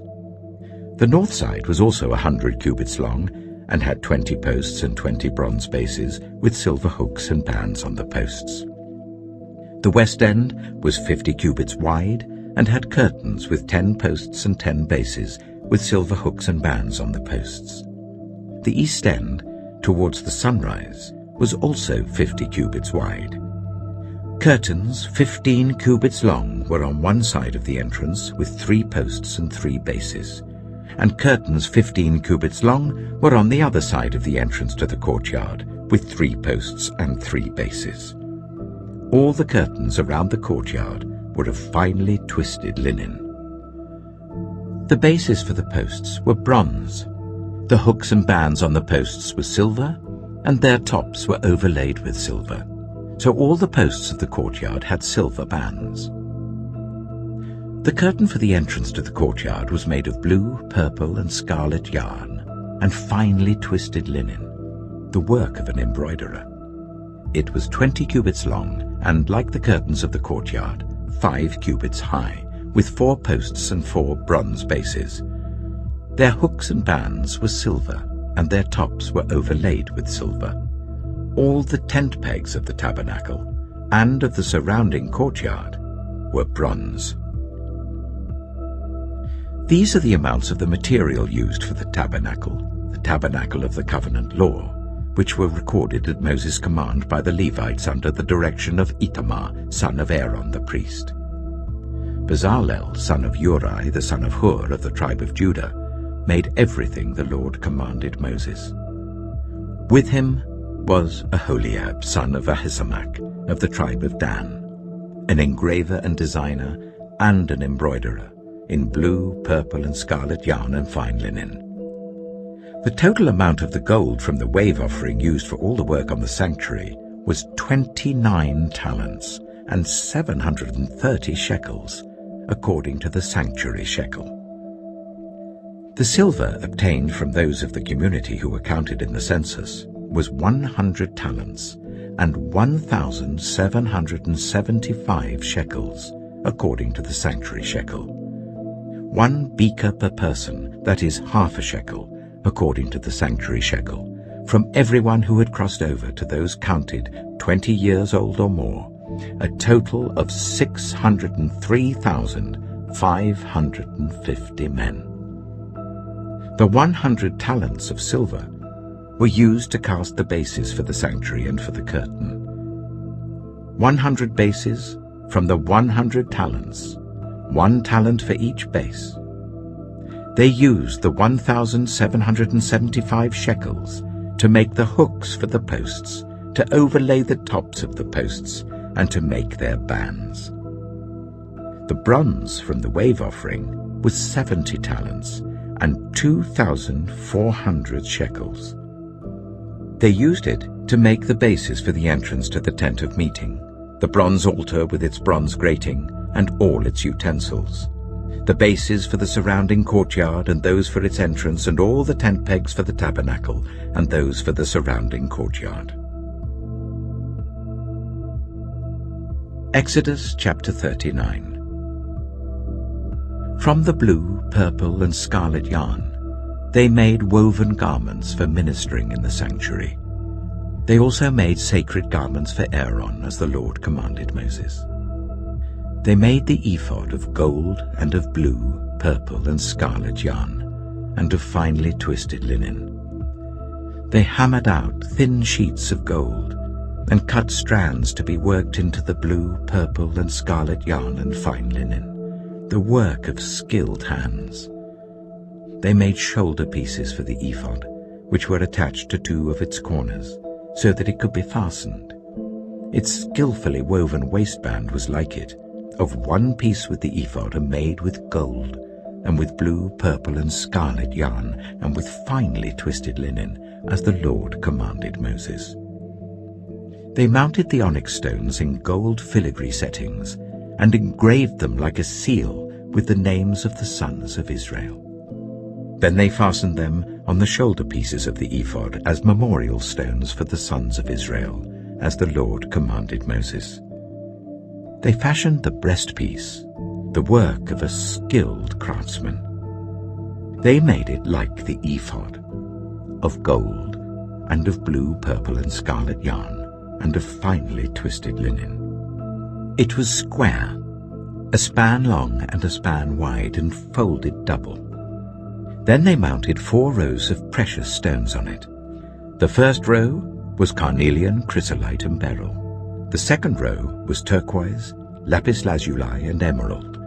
The third row was jacinth, agate, and amethyst. The fourth row was topaz, onyx, and jasper. They were mounted in gold filigree settings. There were 12 stones, 1 for each of the names of the sons of Israel, each engraved like a seal with the name of 1 of the 12 tribes. For the breastpiece, they made braided chains of pure gold, like a rope. They made 2 gold filigree settings and 2 gold rings, and fastened the rings to 2 of the corners of the breastpiece. They fastened the 2 gold chains to the rings of the corners of the breastpiece, and the other ends of the chains to the 2 settings, attaching them to the shoulder pieces of the ephod at the front. They made 2 gold rings, and attached them to the other 2 corners of the breastpiece on the inside edge next to the ephod. Then they made 2 more gold rings, and attached them to the bottom of the shoulder pieces on the front of the ephod, close to the seam just above the waistband of the ephod. They tied the rings of the breastpiece to the rings of the ephod with blue cord, connecting it to the waistband, so that the breastpiece would not swing out from the ephod, as the Lord commanded Moses. They made the robe of the ephod entirely of blue cloth, the work of a weaver, with an opening in the center of the robe like the opening of a collar, and a band around this opening so that it would not tear. They made pomegranates of blue, purple, and scarlet yarn and finely twisted linen round the hem of the robe. And they made bells of pure gold, and attached them around the hem between the pomegranates. The bells and pomegranates alternated round the hem of the robe to be worn for ministering, as the Lord commanded Moses. For Aaron and his sons, they made tunics of fine linen, the work of a weaver, and the turban of fine linen, the linen caps and the undergarments of finely twisted linen. The sash was made of finely twisted linen and blue, purple, and scarlet yarn, the work of an embroiderer, as the Lord commanded Moses. They made the plate, the sacred emblem, out of pure gold, and engraved on it like an inscription on a seal, "Holy to the Lord." Then they fastened a blue cord to it to attach it to the turban, as the Lord commanded Moses. So all the work on the tabernacle, the tent of meeting, was completed. The Israelites did everything just as the Lord commanded Moses.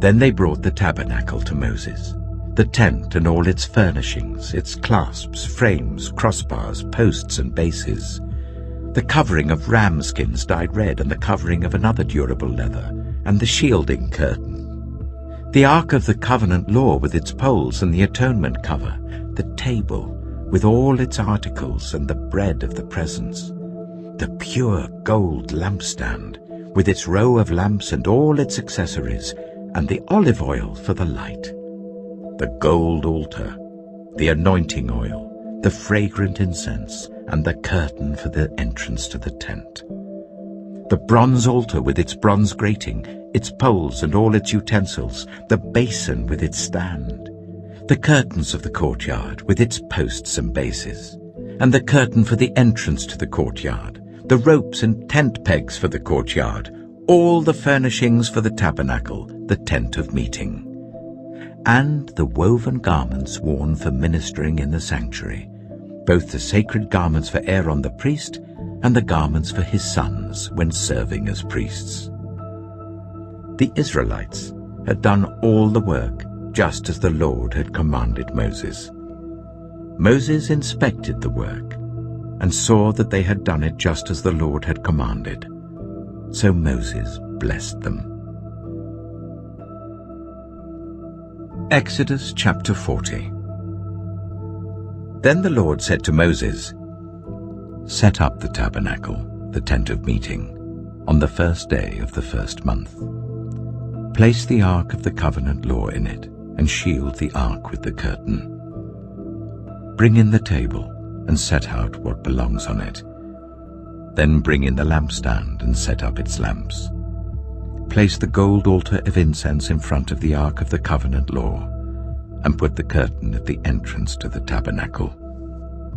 Place the altar of burnt offering in front of the entrance to the tabernacle, the tent of meeting. Place the basin between the tent of meeting and the altar, and put water in it. Set up the courtyard around it, and put the curtain at the entrance to the courtyard. Take the anointing oil, and anoint the tabernacle and everything in it. Consecrate it and all its furnishings, and it will be holy. Then anoint the altar of burnt offering and all its utensils. Consecrate the altar, and it will be most holy. Anoint the basin and its stand, and consecrate them. Bring Aaron and his sons to the entrance to the tent of meeting, and wash them with water. Then dress Aaron in the sacred garments. Anoint him and consecrate him so that he may serve me as priest. Bring his sons and dress them in tunics. Anoint them just as you anointed their father, so that they may serve me as priests. Their anointing will be to a priesthood that will continue throughout their generations." Moses did everything just as the Lord commanded him. So the tabernacle was set up on the first day of the first month in the second year. When Moses set up the tabernacle, he put the bases in place, erected the frames, inserted the crossbars, and set up the posts. Then he spread the tent over the tabernacle and put the covering over the tent as the Lord commanded him. He took the tablets of the covenant law and placed them in the ark, attached the poles to the ark and put the atonement cover over it. Then he brought the ark into the tabernacle and hung the shielding curtain and shielded the ark of the covenant law as the Lord commanded him. Moses placed the table in the tent of meeting on the north side of the tabernacle outside the curtain and set out the bread on it before the Lord, as the Lord commanded him. He placed the lampstand in the tent of meeting opposite the table on the south side of the tabernacle and set up the lamps before the Lord, as the Lord commanded him. Moses placed the gold altar in the tent of meeting in front of the curtain and burned fragrant incense on it, as the Lord commanded him. Then he put up the curtain at the entrance to the tabernacle. He set the altar of burnt offering near the entrance to the tabernacle, the tent of meeting, and offered on it burnt offerings and grain offerings, as the Lord commanded him. He placed the basin between the tent of meeting and the altar and put water in it for washing, and Moses and Aaron and his sons used it to wash their hands and feet. They washed whenever they entered the tent of meeting or approached the altar, as the Lord commanded Moses.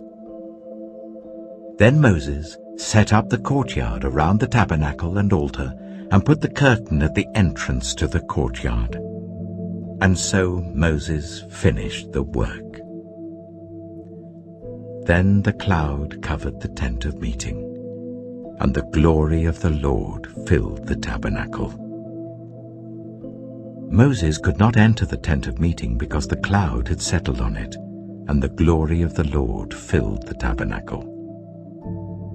In all the travels of the Israelites, whenever the cloud lifted from above the tabernacle, they would set out. But if the cloud did not lift, they did not set out until the day it lifted. So the cloud of the Lord was over the tabernacle by day, and fire was in the cloud by night, in the sight of all Israelites during their travels.